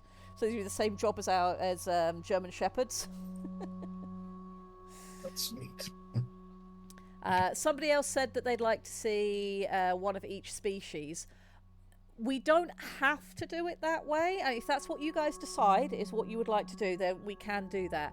But sometimes it can be beneficial, especially in a first book, to not explore too deeply some of the more crazy elements and save those for later. Not just because, well, it means I don't have to try and explain as much in one book or anything like that, but having that mystique that's in there can make whatever book you then do write about that particular weirdness even more enjoyable for your audience. So the podlings are weird. We can certainly have podlings turn up in the book and have Jake be incredibly confused by them, but it might be interesting to not have one that's part of the team, so that the mystery of exactly how podlings work and what they do is just that. It's a mystery that's hinted at, and then in our next book, if they become a much larger thing, that could be more enjoyable. That said, if you guys want to have one of every species, we can do that. This is a community project, and we can absolutely...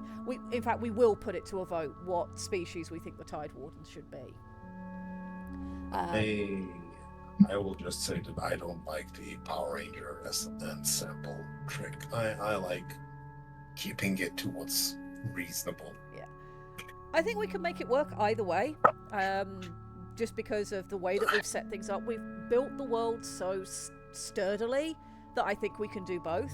But personally, but I'd probably not go for it in this book, but we can make it work either way. I kind of want to keep the Salacians, the actual huge whale guys, not the short girl. Mm-hmm.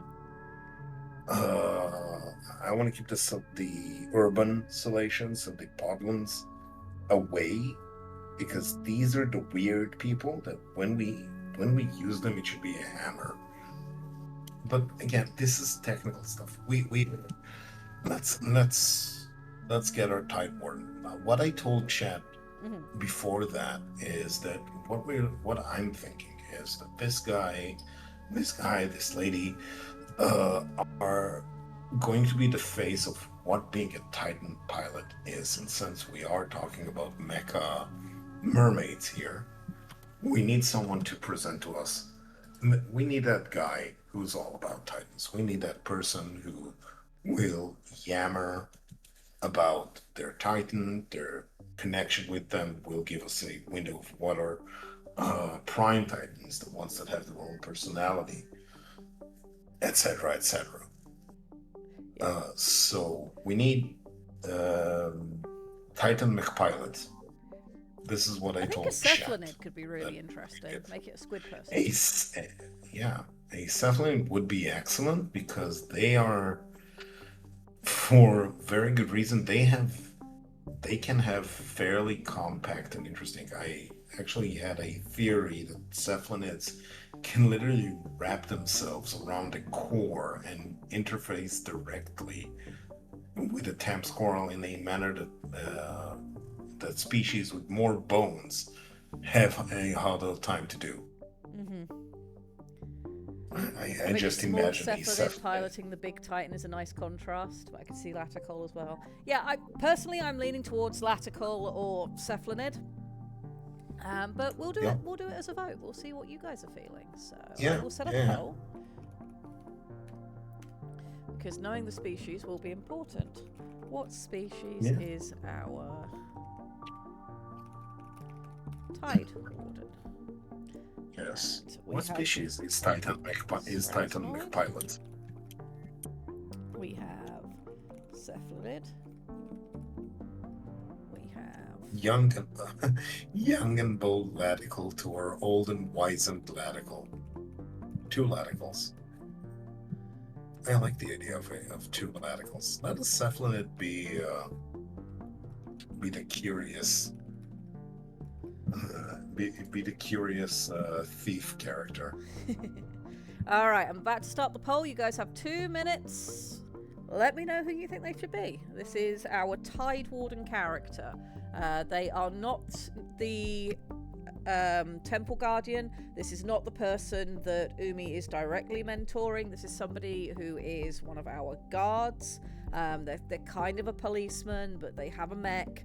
They're very passionate about it. What species do you think the Tide Warden should be? What shape is the Tide Warden mech, or will the species determine the shape? Purpose determines the shape for Titans. The cockpit will change depending on who's inside it, but the purpose of the Titan should determine its shape and what it's sort of designed to do. So I am thinking that the Titan will end up being something... I'll have to get some sketches together of what I think the Tide Warden Titan is probably going to look like. But its job is to be an escort, a guard, to protect.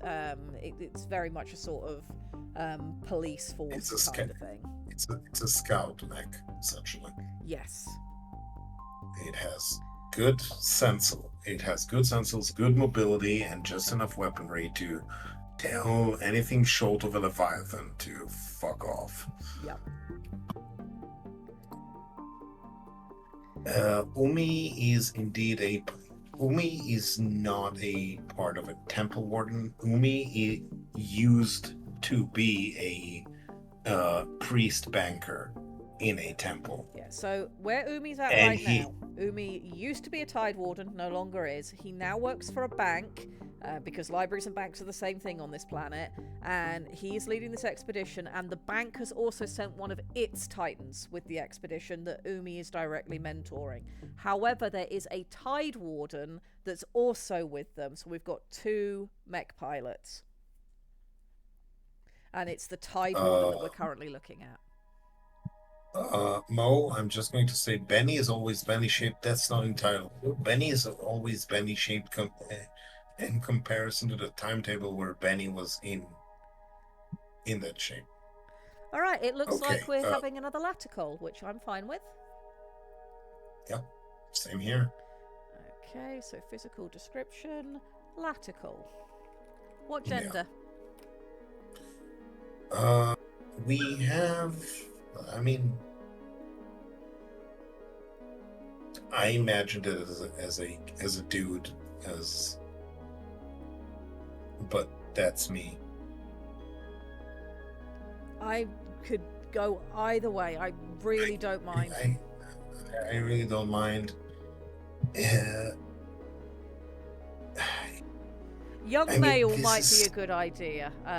Young male, very cocky, just feels so much like a pigeonholing of, yes, the young we buck don't have to make him very cocky, but if we do go with a younger male, that would fit in nicely with the concept of he wants to talk about his Titan all the time and give us that ability to go in. I think that's something that's a little bit more traditionally or conventionally, traditionally is not the right, conventionally that's a little bit more male coded.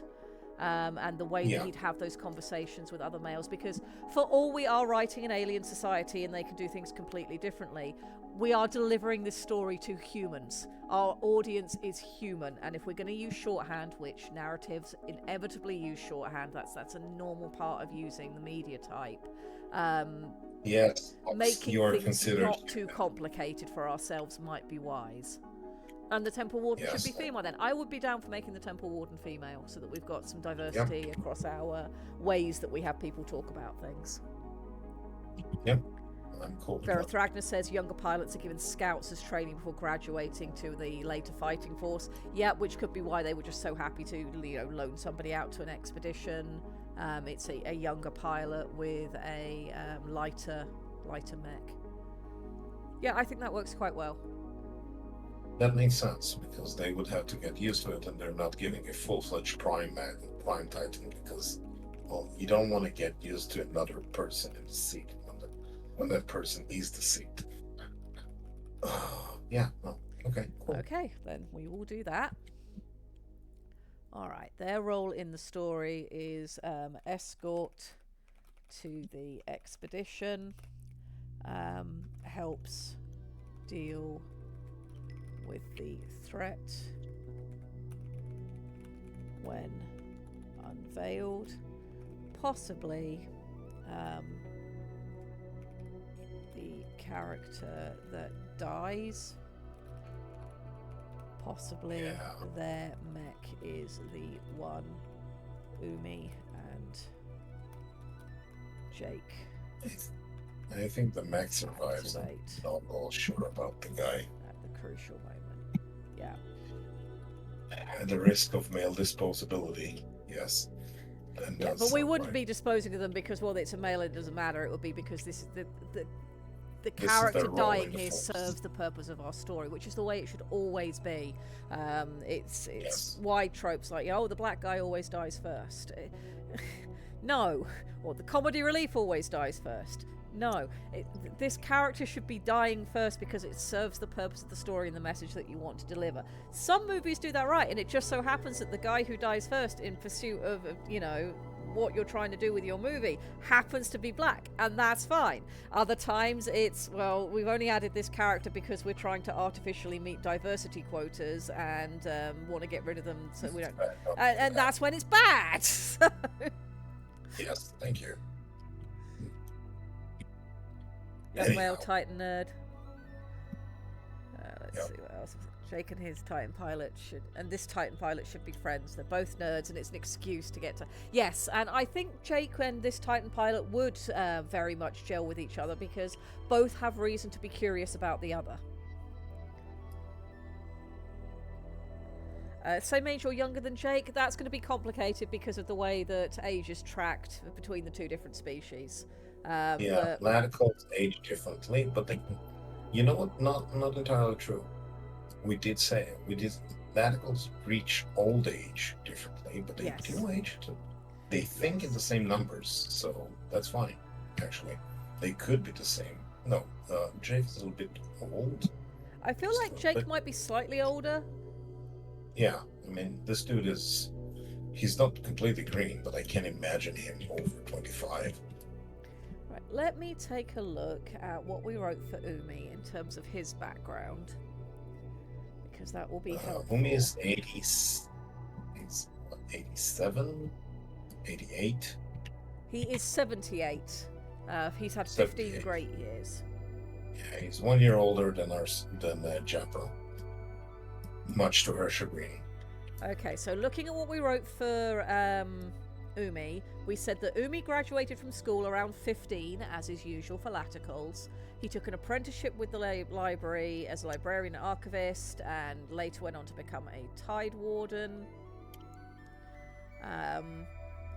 And it was a grand year of work in that regard. So 5 years. It's a 5-year training process to be properly bonded to a Titan and to actually go out in the field, which he then did for many years. So I think for our young Latical, he's going to have left school at 15 as well. Let's have him have already passed his aptitude test and decide to go straight into the Tide Wardens. He's going to need to have gone through that 5-year period, so that makes him 20. And we're going to Another want him to 5 not be a years to complete bind. greenhorn. So so I think he's So going to be 27. yeah, maybe 27 seems like a good age. I'm happy with 27. What do you feel like, chat? Is that good with you? Doctor Who has said 20 to 25. 25 is the minimum to have been bonded with a Titan Yeah. by our own rules. So we can change the rules, but why? Yeah, no, we like the rules that we established. They are good rules. 27 sounds good Yes. then. Okay, so we now know that he is 27, which makes him young, but he has qualified as a Tide Warden. All right, what does he look like? Shallow. Shallow. Another Latical. shallow We have Latical? the- Okay. No. This guy is. You know what? This is Pilot McTitan. He's the burly guy. He is like 007. He's an eel type. Yeah. Okay, burly, Yeah. eel-like, deeper Latical.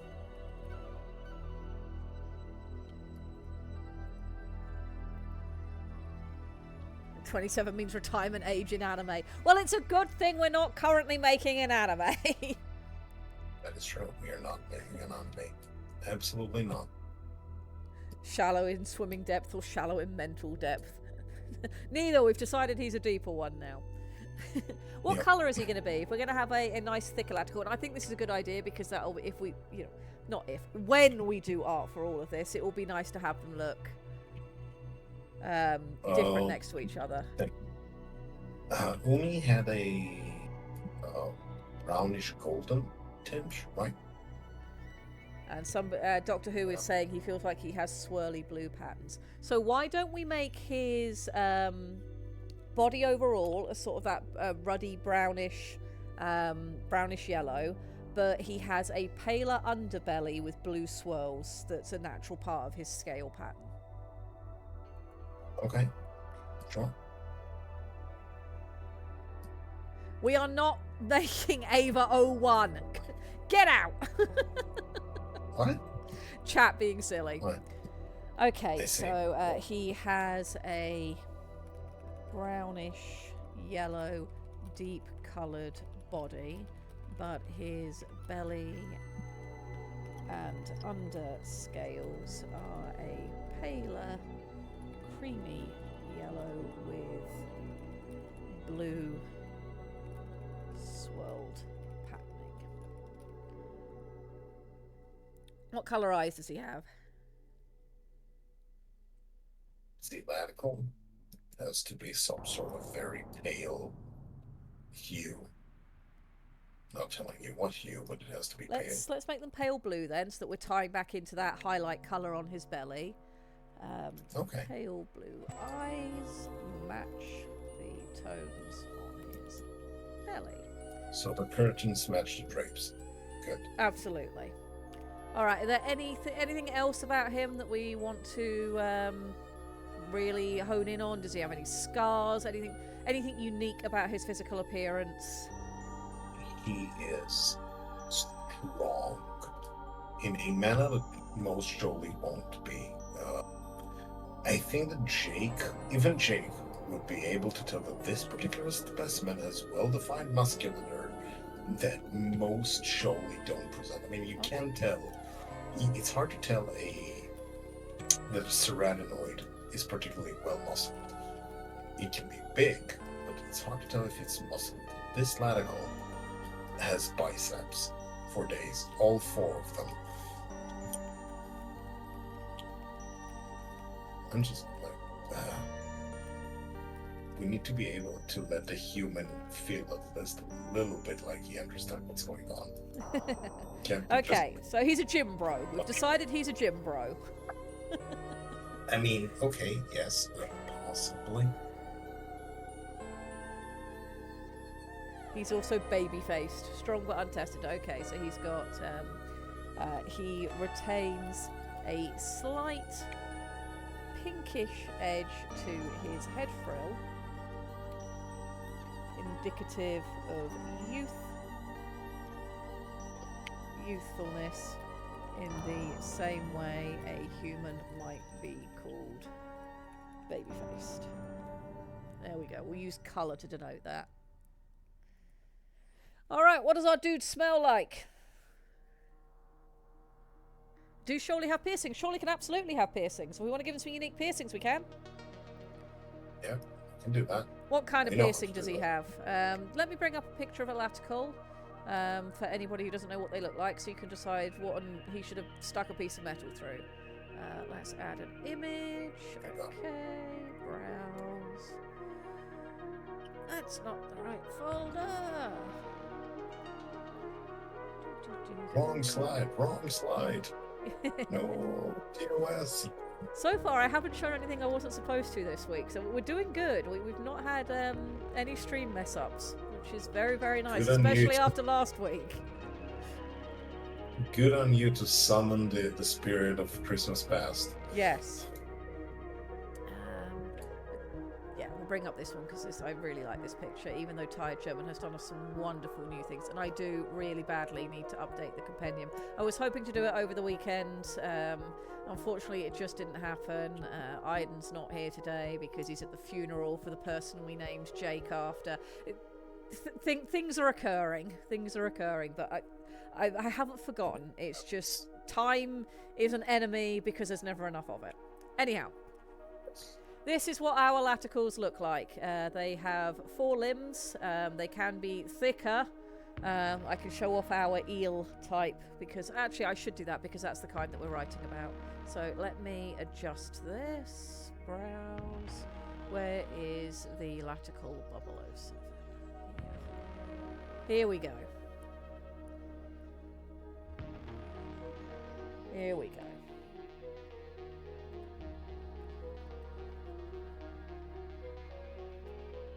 Nose bar. Okay, cool. Snout bar. I should Hell grab yeah. your new line art to show before we move on, Tired German. I will do that in just a moment. Brow ridge or nose bar? Nose bar, absolutely. Okay. Snout bar. So, Snout. do you want it underneath his nostrils on the lower front part of his snout, or above his nostrils across the top of his, you know, at the top of it? Well, Thank you, this Doctor. is latical 007, so of course he has to have a bow tie and a martini. Across the top. Okay, he has a snout bar.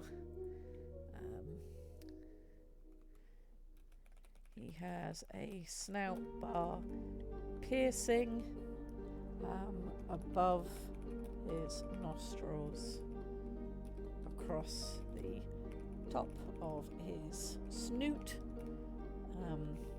It is,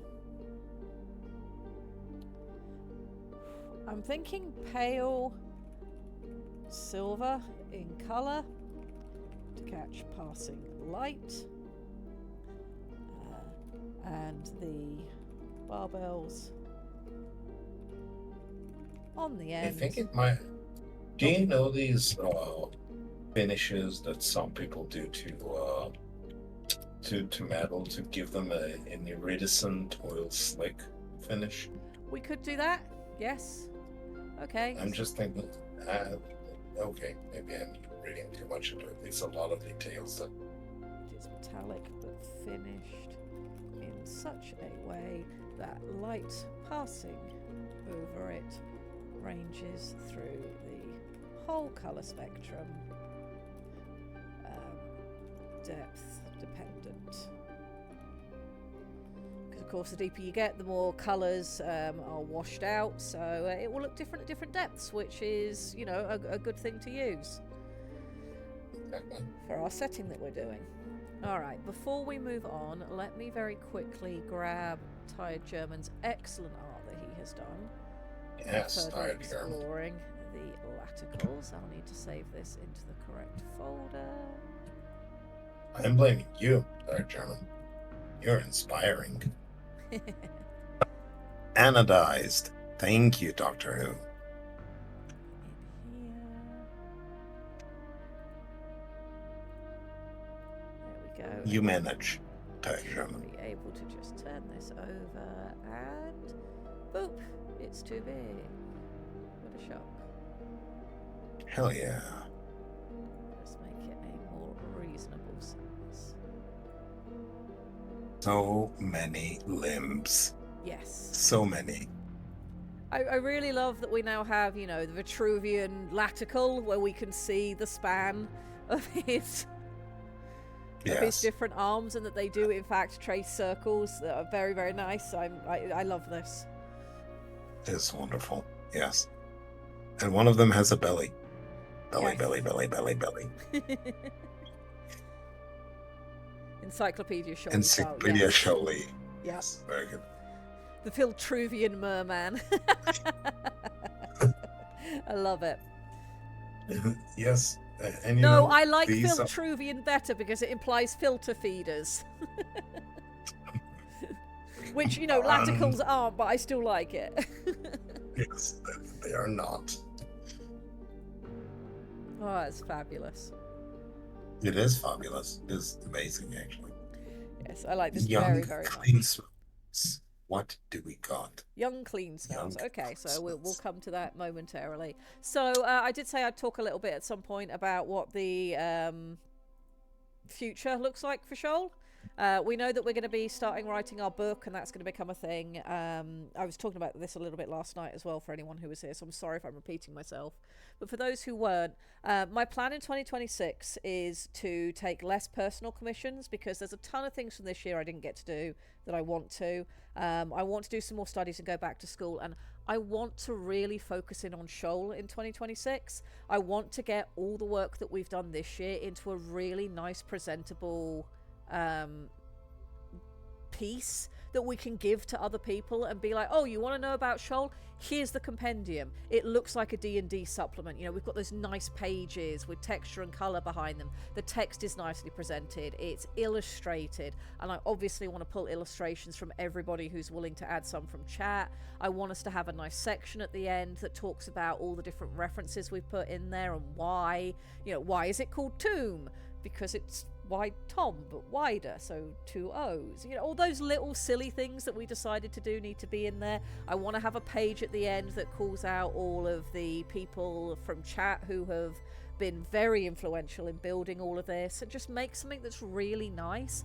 And of course, get the novel that we're going to be writing into a position where we can give it to people and be like, and here is the story in the setting. It's finished, it's edited, and all of that will take time. It's time to do things that I'll really enjoy, but I know, especially after how hellish this year has been, that I have a nasty habit of overcommitting and I can't do everything I want to do. I have to pick things each year that I want to focus on.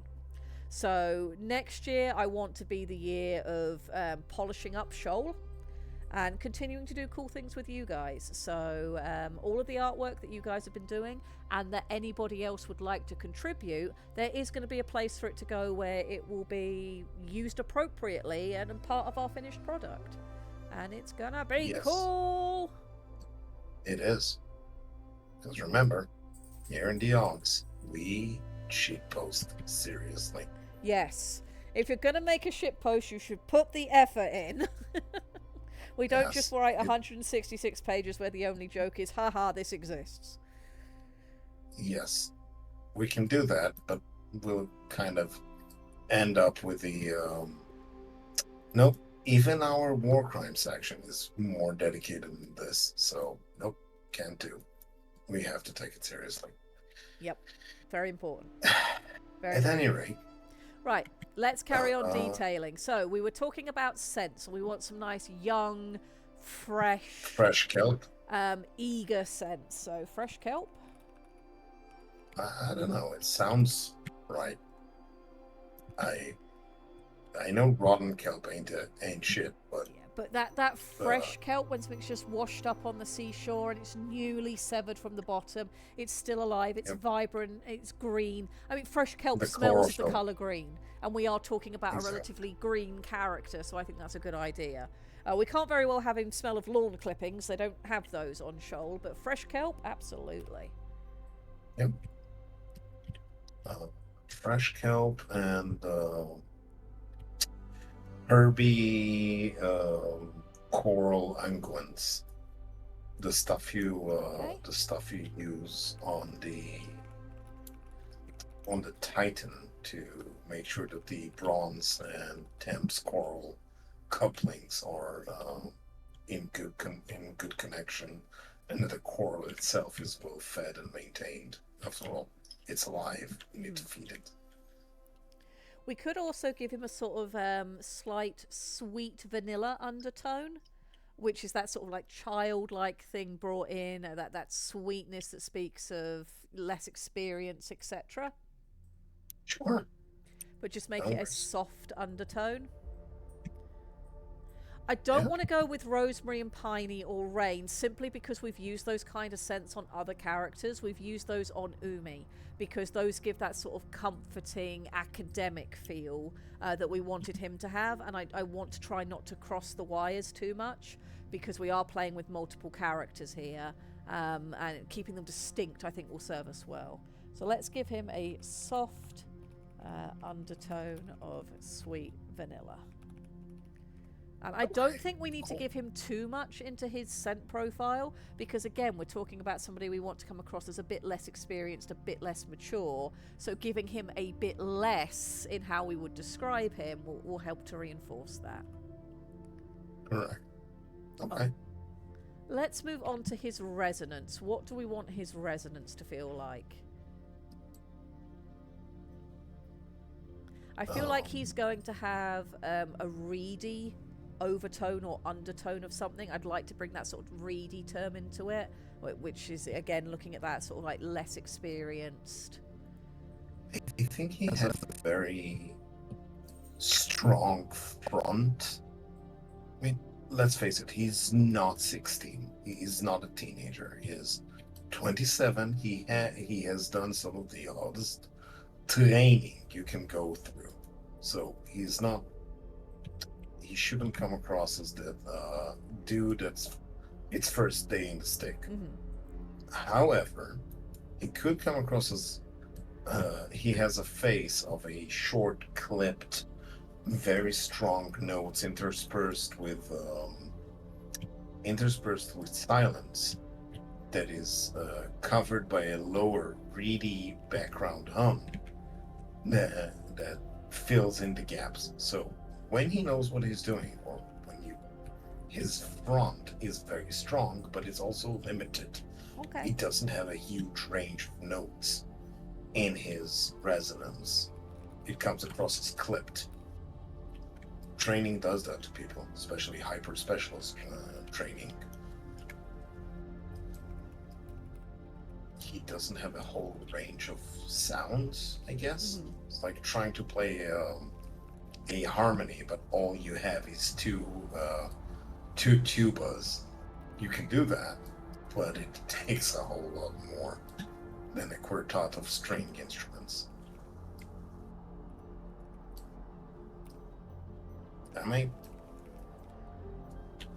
Alright, so far I've written a strong march of confident notes within a tight scale, moving to periods of silence punctuated by a reedy undertone of youthful uncertainty. I like a confident solo clarinet. Strong march of Very scaled. confident solo Doctor Who has a reed good idea. notes within a tight scale, moving to periods of silence punctuated. Or we could just stop at to periods of silence and just let how we write it.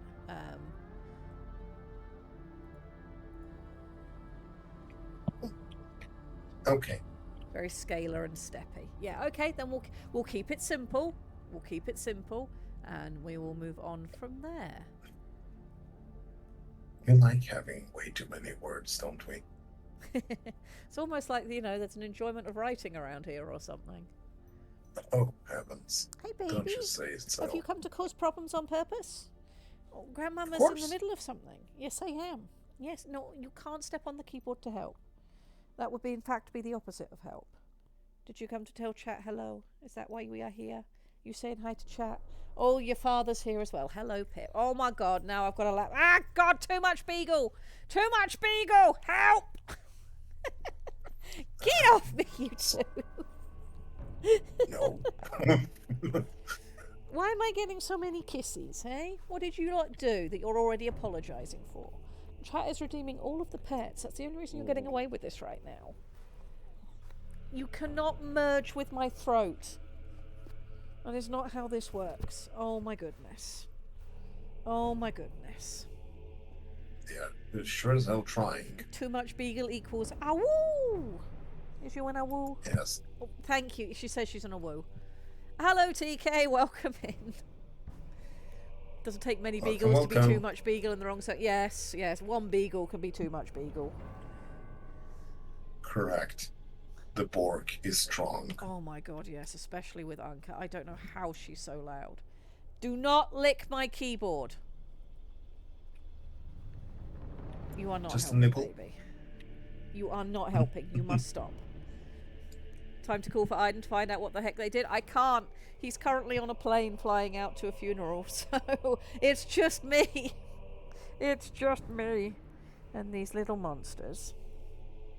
Right. These beautiful monsters. We need to do our personality test to help us figure out exactly how this dude works, which always takes us a while, but we always have a really good idea of what our character is like by the end of it. So we are going to do that again, as we normally do. Normally use. And this is the last time we're going to use normal and us in a way that makes sense. We're not very good at normal. No, we're not. Alright, I don't We tried, though. Let me do the thing that I want to do, please. Anka, you are not helping. You are not helping. Please stop.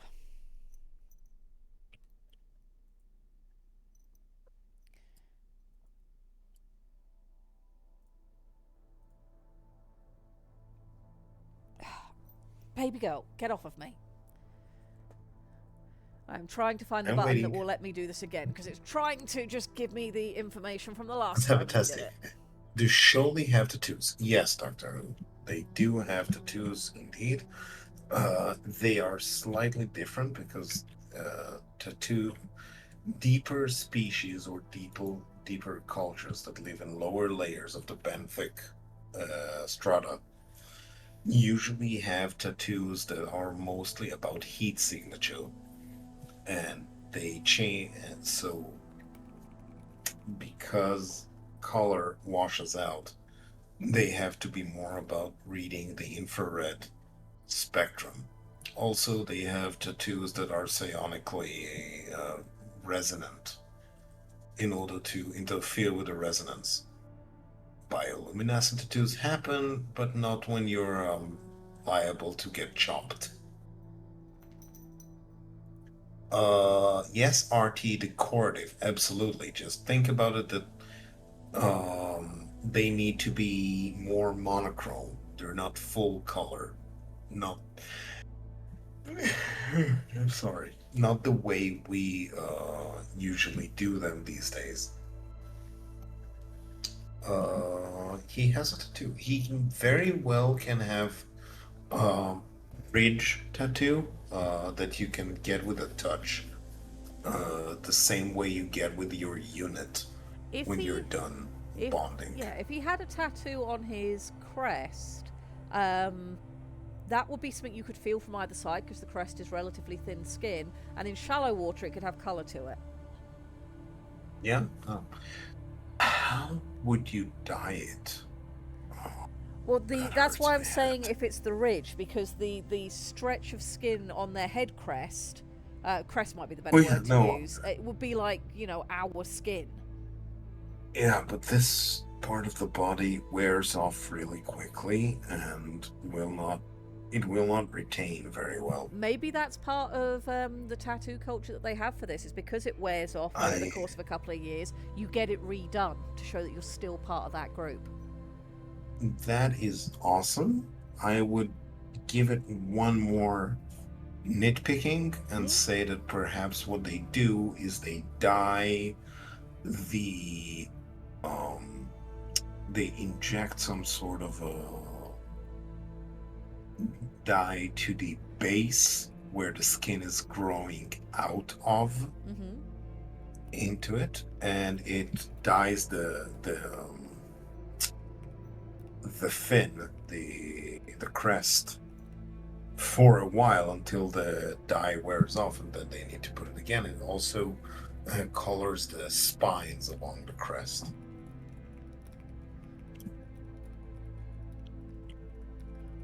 And the older and okay, I know going into full world development over dyes of crest. Metal color texture called anodized. Yes, it does. Yeah, maybe he belongs to a group called the red crests or the yellow green crests or something. Copper hoods.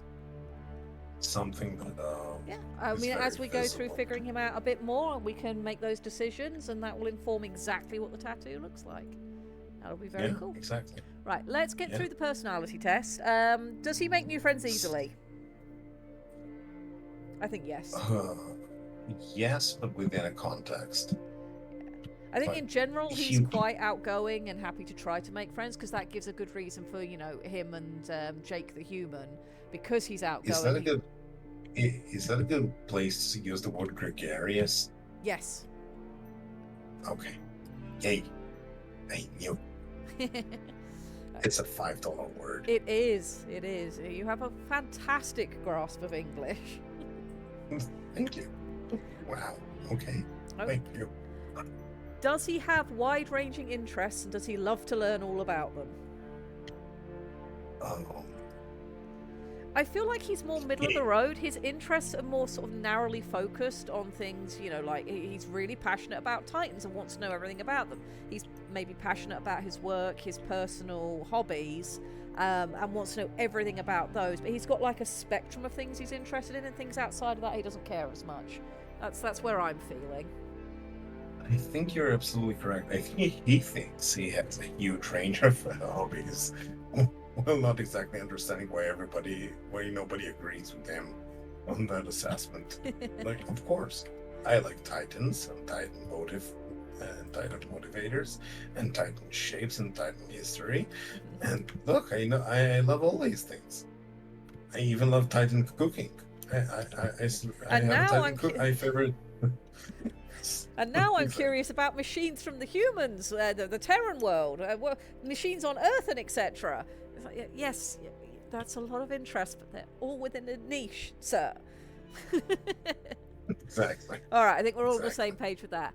Does he feel upset when he sees someone else is sad? How much of an empath is he? Does he mirror other people's emotions? Yeah. That's a very young person thing to He's do. interested in Titans and Titan accessories. Get out, Verith Ragnar.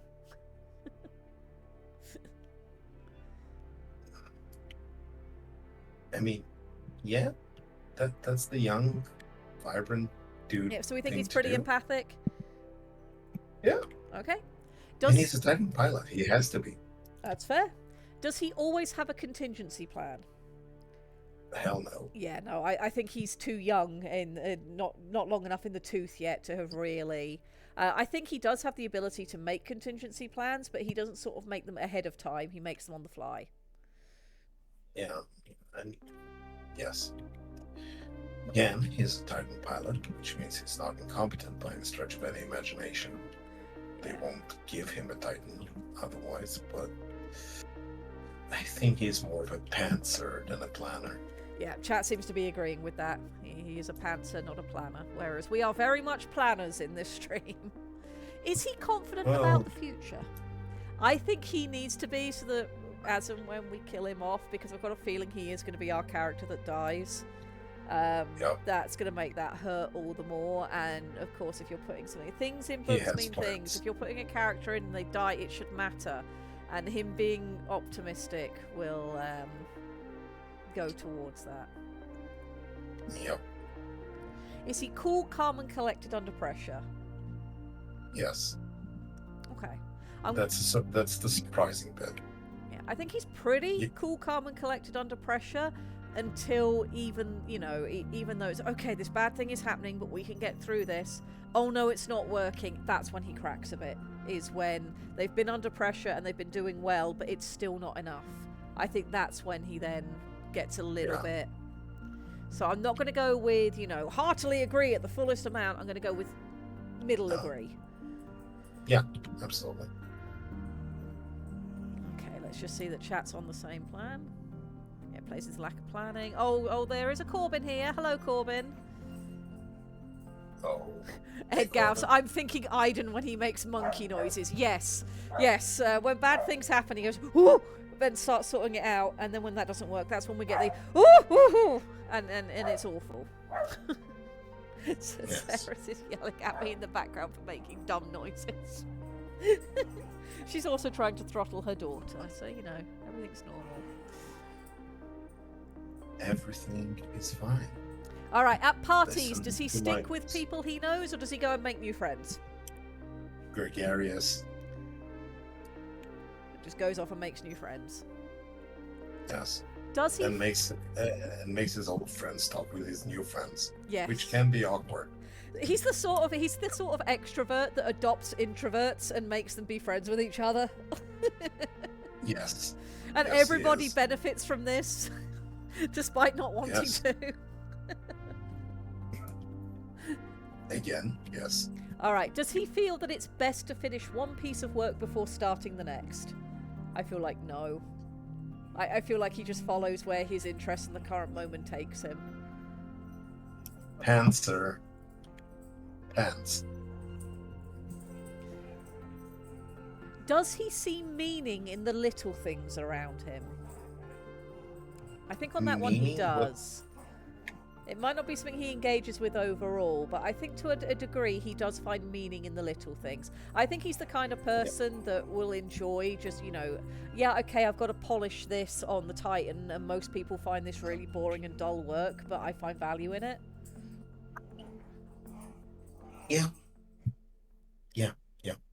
He can hyper focus with the best of them. Sarah, Corbin, could you yes. stop yelling? Yes, Corbin. ADG. Thank you for your Demon Slayer addition to our to our talk. Abandon immediate task for new hobby. This definitely doesn't describe actual Corbin. I know ADHD doesn't mean extrovert. This is why we use the word gregarious. We have more than one $5 word in our vocabulary introspective. Of course, ADHD does not mean extrovert. These are two different things. What are you implying? Bah. I don't even think he has ADHD. I really think he is fully capable in doing stuff. Yes, he's just passionate. Dwarvish. Okay, I think I know the answer to the next one, but does he organise his time with diaries and timetables? Nope! He keeps meaning to. He intends to, he just never actually does. At all, ever. This is the dude that needs a sergeant. He is illiterate. He can't be a Titan pilot if he's illiterate. He's not illiterate. Does a minor mistake lead him to question his abilities? He doesn't mind making mistakes. He really doesn't. No, I think as long as the minor mistake doesn't cause, a problem, which it's not going to, it's a minor mistake, I think he can put that sort of thing behind him. I think his concern is, when something that he's done impacts other people. Yeah, well, would be weird otherwise. Yeah. But no, I mean, you get your shit stuffed in for 10 long years. Whatever notion of your own invincibility, your own immortality, your own infallibility has been thoroughly and completely and utterly been driven out of you through the pores of your skin. I can see Corbin is just sat in chat abjectly lying again. Telling the world's biggest lies. Corbin is pretending to be the bear from Pathfinder with bluff so high everybody thinks he's human. I have fought you many times, Corbin. I know you've been going to the gym. We will fight again. It's fine. But just a friendly reminder, chat, that one of the only people that has ever been able to keep up with me writing-wise through the younger years of my life and, help drive my passion and is a large part of the reason why I'm here is Corbin, who is an excellent writer when he wants to be. Do not let him lie to you. He has a very high bluff check, however. Hey, Doctor. Alright, does our dude like to think about the underlying meaning of books, movies, art, and music? I mean, if they're about Titans, then he does. I will stick him in the middle so that it becomes, it's topic dependent. Exactly. I bet one of his favourite books is an old adventure story that features a Titan pilot. Does he use logic or emotion when he makes decisions? In 1 to 5, choose the notch between middle and the one closer to emotion.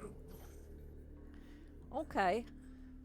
It's not completely emotion. Again, I can't stress it enough. 10 years of you getting your schnoz beat out of you does things to people. All right, the next one is he's spontaneous and doesn't really have a daily routine. I think he is pretty spontaneous, but he will have a daily routine. He's a mech pilot. There are certain things that you Yes. have to do, procedures that you have to follow through for the mech to function properly, and he's really about his mech. So, although his personality, I feel, is, if he's just out having relaxing time to himself, he'll do what he feels like spontaneously, but he's also really about his daily routine because it serves his personal interests. So, I think in terms of routines, he's not that spontaneous. Yeah, I don't think he is spontaneous. I think he is like, no, we've got beauty. And remember, the front is very clipped, is very stacked, is very lockstep. Work hard, play hard. Yeah, I think that's an excellent Yeah. way to look at it. Yeah, I think that's a really good way of describing him. Is he bothered by I what strangers think of him? Not really. No. Are they a part of his unit? No. Then who gives? Doctor Who's also saying nope. Okay, we'll go with no then. Does he enjoy team sports or other group activities?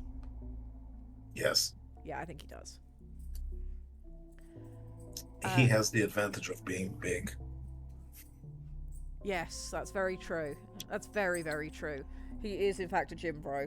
And would play rugby if it existed, yes, which I'm sure it probably does somewhere. In some, for some, from some value of rugby, it exists.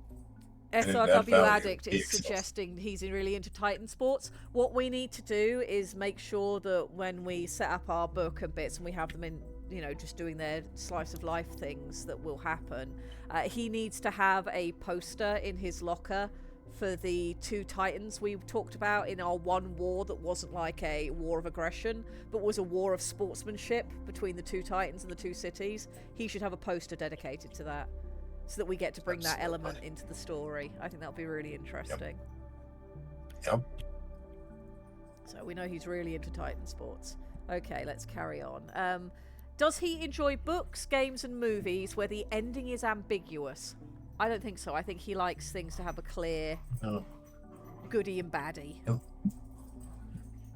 Yep. Things being clear cut is good. Yeah, no, he likes to have a non-ambiguous ending, I think. Does he work behind the scenes to help other people accomplish their goals? Nope. I feel like that needs to be somewhere in the middle because I think it's going to be dependent on who it is and what it's for. I mean, he's here as an escort for the expedition, so to a degree, literally his whole purpose in the book is to be here to help other people accomplish their goals. But he's doing it because it's part of his duty rather than part of his personality. So I think it's situational for him. I'll explain. He likes to help. He really does. He wouldn't be a Tide Warden otherwise. But, and that's the important thing, and this is what I'm getting at, he's not subtle about this. He will help you. By Jove, he will. But everyone he'll will be know upfront. What? Everybody will know. He won't do it behind your back. He will ask you before he starts doing anything, and he will be and if he ever, God forbid, tries to plan a surprise party, everyone would know about it, including the pirates. All right. Does he experience option paralysis, where he can't move forward because he's unable to make a decision? I don't think so. I think if he's the kind of person who doesn't like ambiguous endings, I think he's pretty much, I will just make a decision and deal with the consequences. Yep. I like that. Is he interested in being a leader, or does he prefer to be a follower? For the time being, he prefers to be a follower. For the time being. Yeah, I think he's young enough and indoctrinated in the... he's new enough out of all of his training that he's still very much in the system and knows that he doesn't have the experience yet to do that. That's something for future him. So yeah, I think... Yeah, no, he definitely thinks he will be one day. But today's absolutely not that day. No. Yeah, cool. It seems like chat's on the same page with us about this. Yep. That's what Umi is for. Yes, yes, and of course that serves our story, which is ultimately what we're aiming towards. We want to play a character that feels real, but also serves the story we're trying to tell. Okay. Mhm. Does he sometimes really wish other people would make decisions rationally rather than relying on their feelings? I don't think so. He's quite Every, emotional every, himself. yeah, but every time he meets a civilian, you see, again, here's the thing. Every time he meets a civilian that can't keep a line, that can't keep his duties in line, he sees that as emotional. Like, you need discipline to get through the day. Okay. That's one of the. When we'll get to his failings, one of his failings is thinking that he is normal, and he is the norm that everybody needs to get to. We've got Like until the top of the hour, Doctor Who. I now have the full 3-hour slot. Dig said that was fine. So we will be well, I say top of the hour. We'll be disappearing before the top of the hour so that Stryker can start on time. All right. Does he finish the housework before he sits down to relax? No. I don't think he does.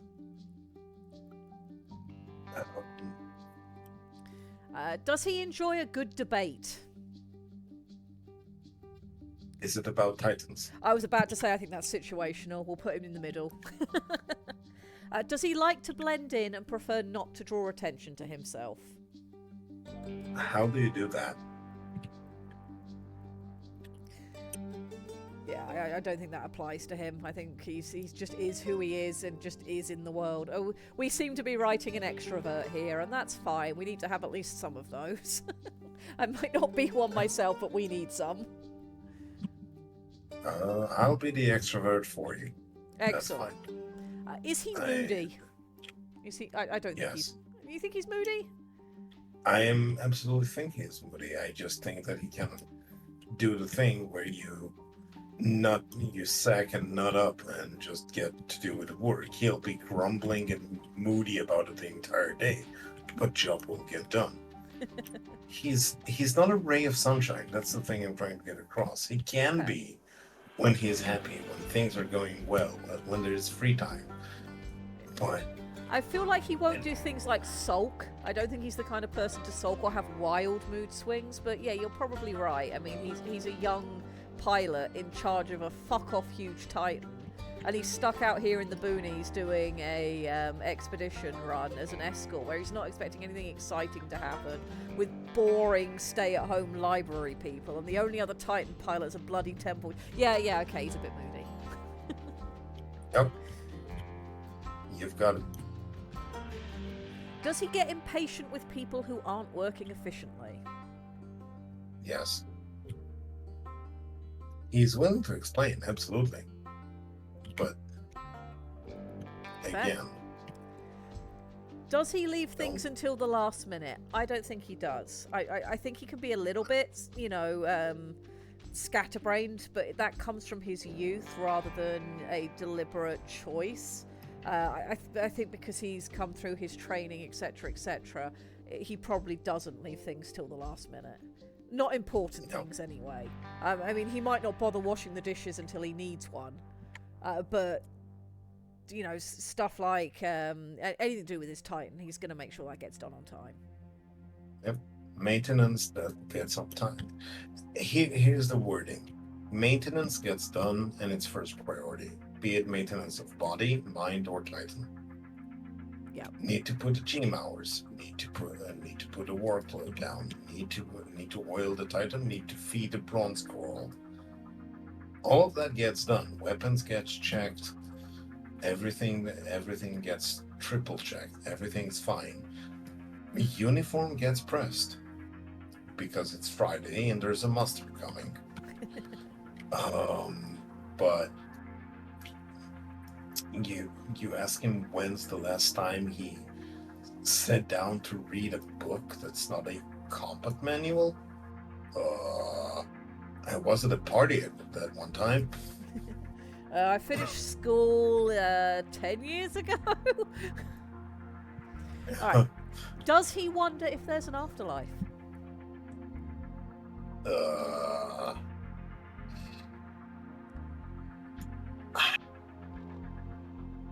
maybe, yeah, no. Well, surprisingly, okay, yeah, I'm cool with it.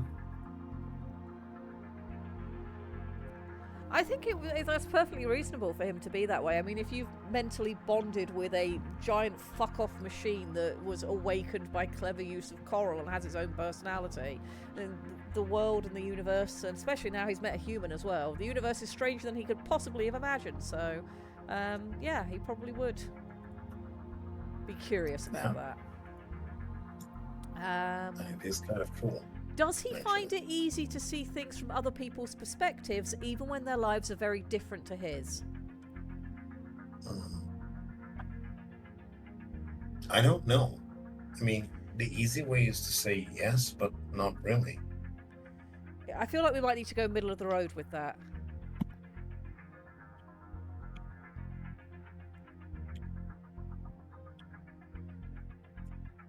Addict thinks yes.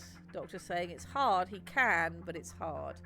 All right. We'll take that. We won't go too far on either side then. So he can see things from other people's perspectives, but I suppose the more different it is to his own, the harder it can be for him to perhaps understand things, unless he has a discussion about it to understand where they're coming from. All right. Does he look back and wonder if he made the wrong decision? Does he ponder over past mistakes and decisions? He's a little bit too young for that, isn't he?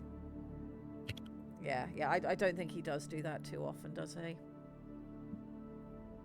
That's the privilege of youth. You don't have too many things to be ashamed of. Yes. You haven't done enough. After a long and stressful week, he loves to just socialise and relax. Yeah, I think we said work hard, play hard. I think that's very much how he is. Does he find art galleries and museums fascinating? Are they about Titans? I was about to say, I think it's only if it's situational. Is it about Titans? Do other people's emotions confuse him? Not as much as you would think. Say. Chat thinks yes. He thinks other people's emotions do confuse him a bit. Okay. I mean, I can read it one way or the other. Well, we won't swing too far. We won't go with strong agree or disagree. We'll go with agree somewhat. Other people's emotions confuse him somewhat. Does he hate talking on the phone? No, I think he's fine with that. I think he's fine with just conversation with people. Can't imagine why he would be. Yeah.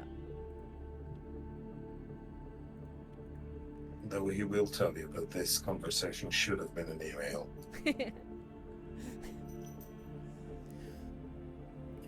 Is he the one who brings friends together for social occasions and outings? I think we decided earlier that yes, he is the extrovert that goes and adopts people. Yep. When you like him or not. when his plans are disrupted, does he like to get things back on track quickly, or does he go with the flow? No flow. Oh, that's his flaw. He thinks when he thinks he has an answer, like you said, he tends to break apart things once too many things fall apart. Okay, so he does like to get things back on track quickly. Yeah. Does he have lots of regrets? He has. I can think of a few major ones that he may have. But that would be few, But not no. many regrets. Okay. No. He's focused on Yeah, the that's here very and now and rarely thinks about the meaning of life. Surprisingly, not true, as we've discovered.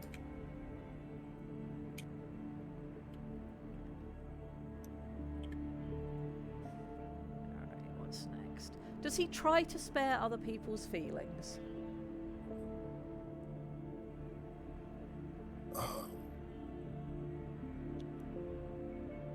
I have an answer, but I want Chad to tell me first.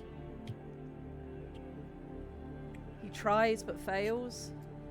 Sounds good.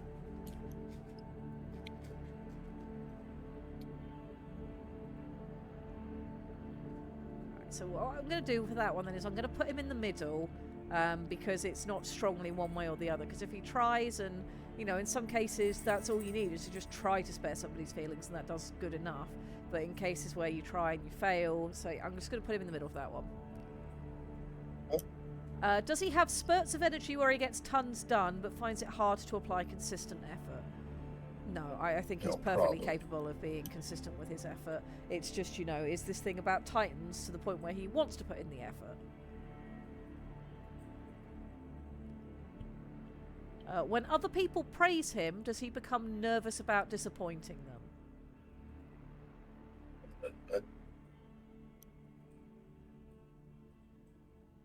No. Okay, no. Outvoted.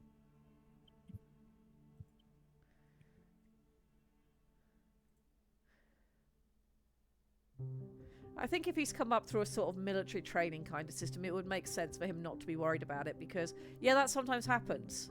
You suck it up, buttercup, you deal with the next day. If you disappoint somebody, then you just have to work harder to, swing that needle back the other way. Yeah, but doesn't say that you get nervous and you want to swing it back.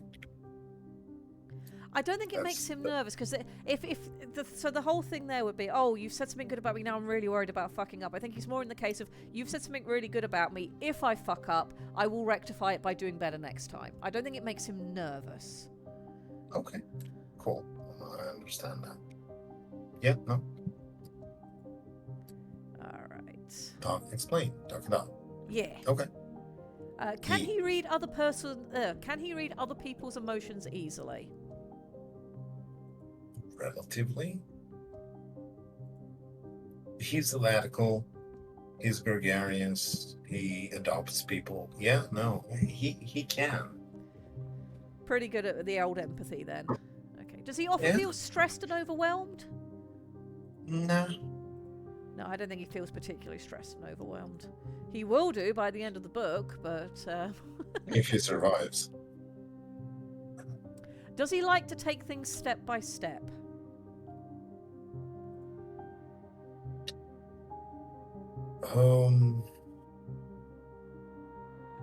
Maintenance? Yes. Parties? No. Poetries.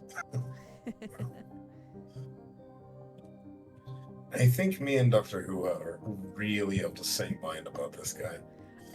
We do seem to have a lot of consistent ideas about him. He's coming together very nicely. All right. Would he let someone else take something they wanted if he thought they needed it more? Yeah. I think unless it's his private Titan collection. All right. You need a screwdriver, get a screwdriver. You need a bedroll, get a bedroll. You want my set of dirty magazines? No way, Jose. Get your own. Mine. Okay, give me just Trade a you minute for it. to get the information that we are going to need, because the internet has done well, it's not the internet, it's this particular website has done a silly. Entertain chat for a minute for me, Licht. I will entertain, yes. Unless it's a precious item. He will share. Yes, again, he will.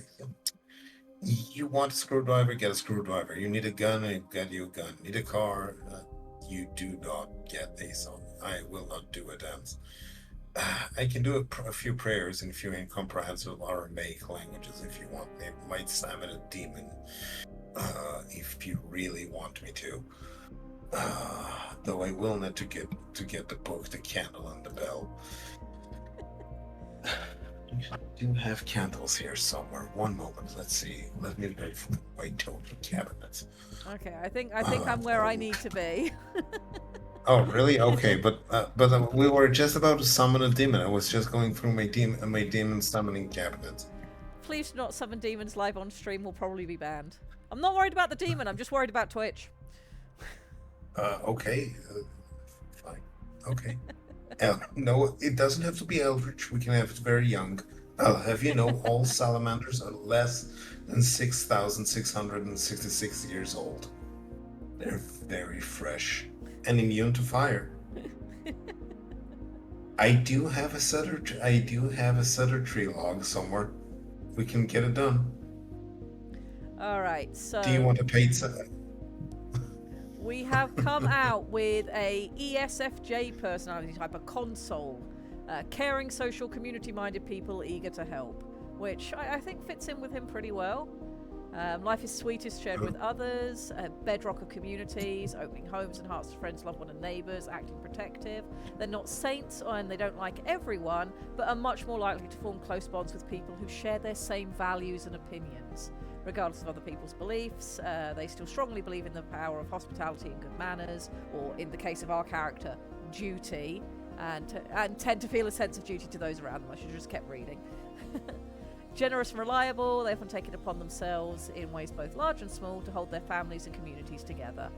This feels like it's correct for our character. I think that's what we've written. Yep. I almost imagine him speaking with a southern drawl. Alright, let's paste that in.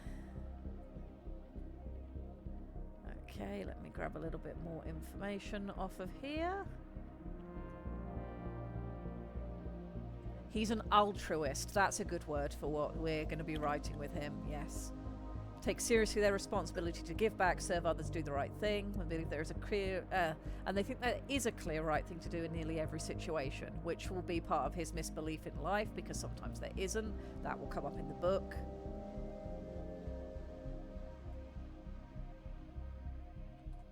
They have a clear moral compass, and it can be nothing short of baffling to them when other people's actions don't align with it.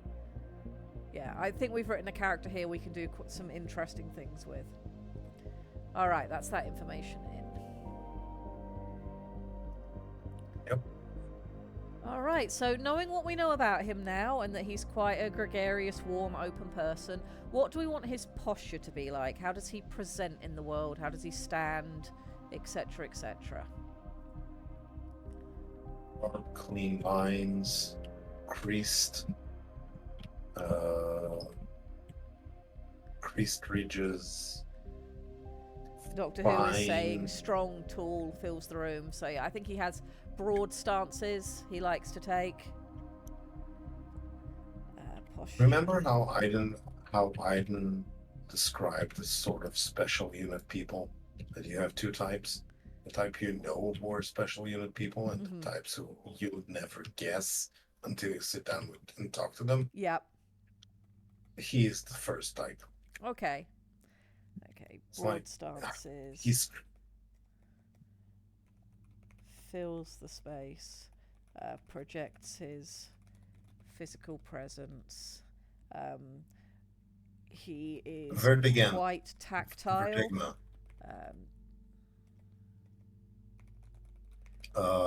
Things, leans on things. With Eladical, that's funny because they have two sets of arms. So one set of arm behind his back, and one set of arms he's gesticulating with.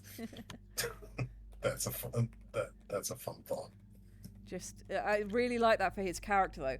Gesticulates with one set of hands while the other set is tucked properly at ease.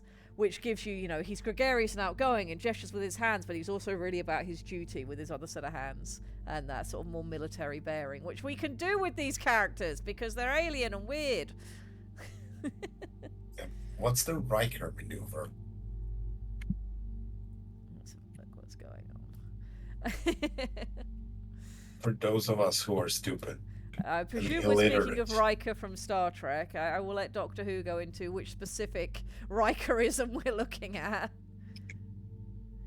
We're writing our Tide Warden character, Erica. So this is our young Tide Warden who's here to escort the expedition, and we've decided he is a bit of an extrovert. He's very gregarious, cares about other people, very about his duty. Also a gym bro. Just a little bit.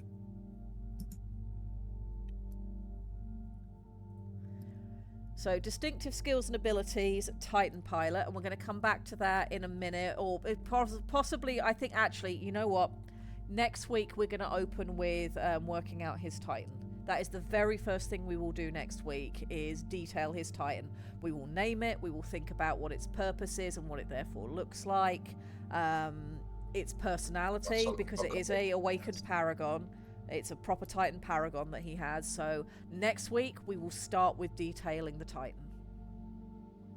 Hell yeah. And go into some nice detail about that. That'll be a fun time. Titan planning engage. Oh, okay. The sitting on a chair backwards, yeah, mounting the chair thing that Riker does. That one, fair enough. What is the latical equivalent of the Riker maneuver? Probably just sprawling over some chaise of some kind, or I don't know. We'll figure it out. That will come out in the writing.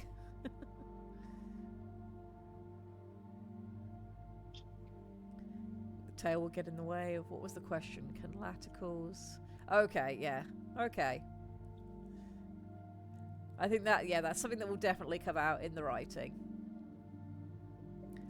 And laticals. Probably, but you won't like it when they do. Alright, so we're not going to go into distinctive skills and abilities overly much, because that's going to be next week. Titan pilot, details to come. Alright, what is his greatest fear? What does our happy little extrovert fear the most? Being the reason why things are foobar. Why is he that doesn't his mind greatest fear? handling. Is it because he's worried about people getting hurt because of him, or is it because he's worried about getting kicked out of the Tide Wardens, which means so much to him, and losing his Titan? I think he hinges a lot of who he is on his training, and on, I mean, it's not surprising. He spent most of his adult life doing exactly that. Mm-hmm. He can't. His greatest fear is finding an elaborate, did I live a lie? But he doesn't want to find out that his training and his experience and his choice in life may have been the wrong choice. Okay. So his greatest fear really then is going to be, how would we phrase this? He is afraid, he's afraid of life outside the training that he knows and world experiences his training hasn't prepared him for. He carries his duty as part of his current persona and not only struggles with challenges to that, but to the concept that the Warden way is fallible. ... And thus, so is he. And ... that brings into conflict with a certain Ceratinoid, Yes. who is much older than he is, and really doesn't mind reminding him that. Alright, let's see what chat is saying. His failing is causing harm to the field of failure, continuous failure. Yeah, I think we've summed up all of those will be factors of where we're currently at. Alright, what have we got next? What is his misbelief about the world? So this is for people who haven't been here before, because this can be a confusing little thing. All of us have misbeliefs about the world. Our life experiences teach us certain things, and we think the world works a certain way until something comes along that makes us reevaluate that, and that is called the process of growing up and maturing, and it goes on for your entire life. This guy is relatively young, so his misbelief about the world, especially with what we've just said, I think is going to be relatively simple. He thinks the world fits neatly into boxes, and that's why the Warden way is the best way, because it's designed to deal with the world, and all situations will fall within the brackets of his training until they don't. So I think he thinks the world is more orderly than it really is. How do you feel about that, chat? conflict with the crab will also bite when this guy dies. Yeah, I've got a feeling this is our character who dies. I'm very strongly feeling that. Yep. Well, the Verd is taken out of commission in a very severe way. Okay, so what is their misbelief about the world?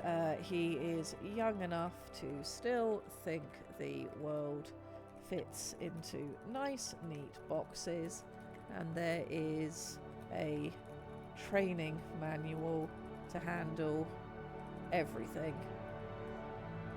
You just have to read it. What's happened in the character's life to make them believe this lie? He is young and his entire adult life has consisted of military-like training and procedure.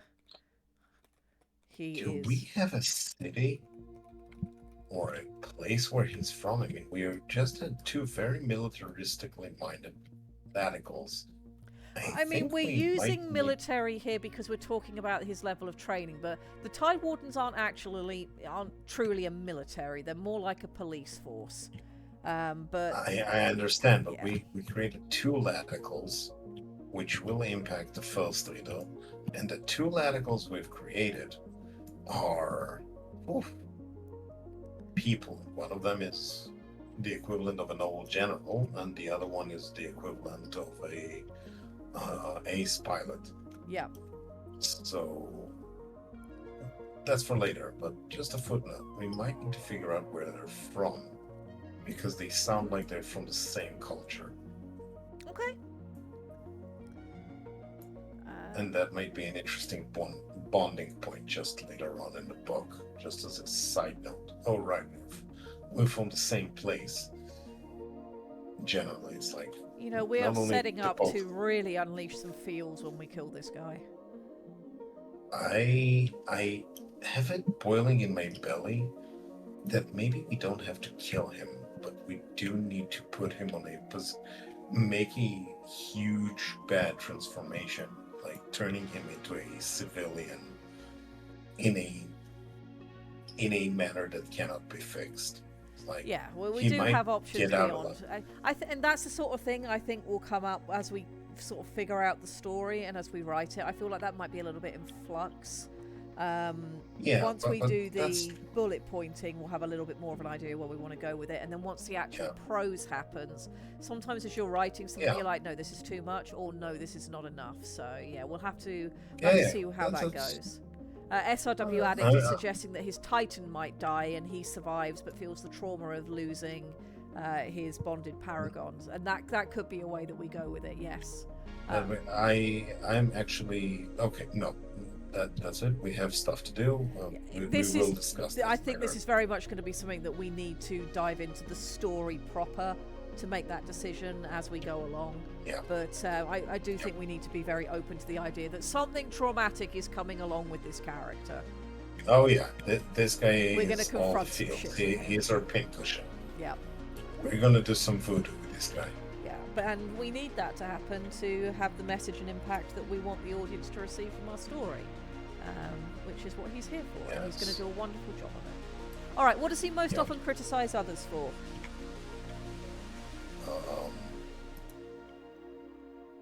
Actual criticism or just jokes? No, actual criticism. I think dereliction of duty. I think people not doing the things they said they would do. And that's going to be the thing that brings him into the first and easiest conflict with the Ceratinoid. And I should keep saying the Ceratinoid. She has a name. It's Jabra. I think he just thinks that Jabra shirks her duty. Yes, because he doesn't understand, because he's young. Yeah, he has no idea. How does he respond to emotional pain? Not well. We did say that they could get quite emotional at times about various things. So I think, how do they respond? We said he could be a bit moody in certain aspects about certain things. maybe if he's like truly emotionally hurt over something he cares about, maybe that is when he sulks. He broods. Maybe. And drinks too much. He gets barnacled. Yeah. He broods. I can spell, I swear. He broods and gets barnacled. Drunk.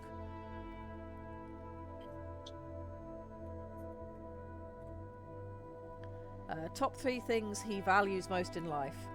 His Titan. His unit regalia. Threaten unit regalia. And I'm going to put / tattoo because we know that's part of that. I think he does have a sort of a unit pride. Yep. He would not take people slurring the Tide Wardens. It's like hearing Jabra mouthing off the Tide Wardens will make him flip. Yeah, they will have a very classic pub argument / fight over that at some point, I'm sure. Yeah. Also the Temple Warden, by the way.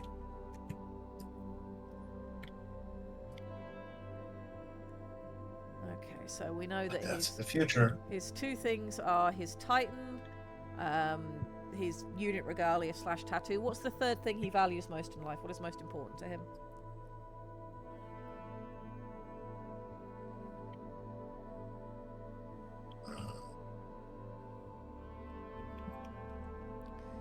You're not allowed to touch his plate of food. You touch his food, you get stabbed.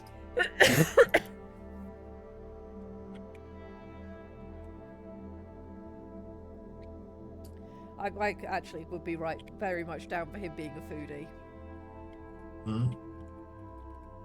You don't think so?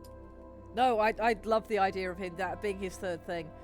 He loves his Titan, he loves his unit, and that he's serving his community. I think that's all tied in together. He's also really passionate about good food. Yeah. And that, of course, gives us a vehicle to explore Sholi cuisine in the course of the book. Yes. I've and just drinks. got this vision of him following Jake around like, no, you have to try this. And Jake's like, it's an urchin. I'm not eating urchin. No, it's crunchy and it's gooey on the inside. Ugh. Like, no, you don't understand. Yes. No, you're eating it wrong.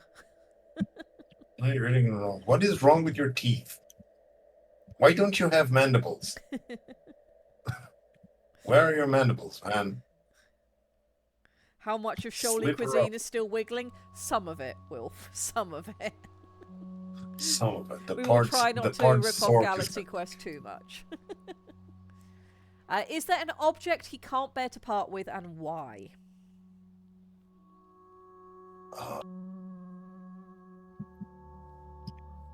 His father's or his mother's officer pins. Did you say pins or pens? Pins. Their insignia. They're Okay. retired now, and they gave it to him on the day he finished his pilot training. And he was like, "That's the one thing I took from home and brought with me. Okay. You touch it, I will break you into several equidistant parts and will deposit them in the furthest parts of the pirate line, to be found by different leviathans." I put his parents' insignia pins from their time in service. He keeps them in a small box tucked inside his uniform over his heart. I think that's one of the places where he'll show his emotions a bit, is that's specifically where he sits them. All right, we're not going to do an outfit at the minute because that's something that we're going to tackle later on. What is his or her method of manipulation? I think appeal to authority would be his thing. He'd be like, no, you're supposed to be doing this, and if you don't do it, it will be reported to this person. Yep.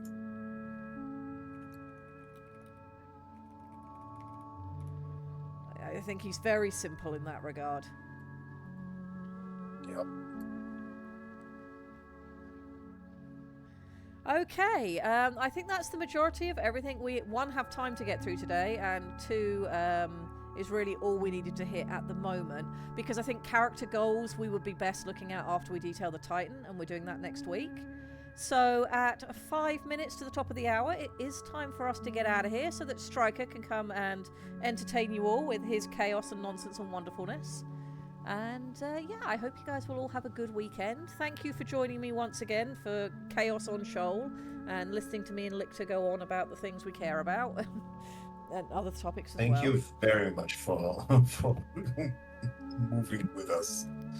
That's been a swim. Yes, this is always a fun time, and I'm so glad that so many of you turn up to help make this all happen. We will probably be nattering in the Discord at some point over this week, so long as things go according to plan. We didn't have any internet drops this week, and we have some slightly different closing music for Spoopy Month, so I'm going to get us out of here, and we will move over and do that as soon as Anka lets me touch my mouse. Ciao! And at some point in the future, there might be Rogue Trader.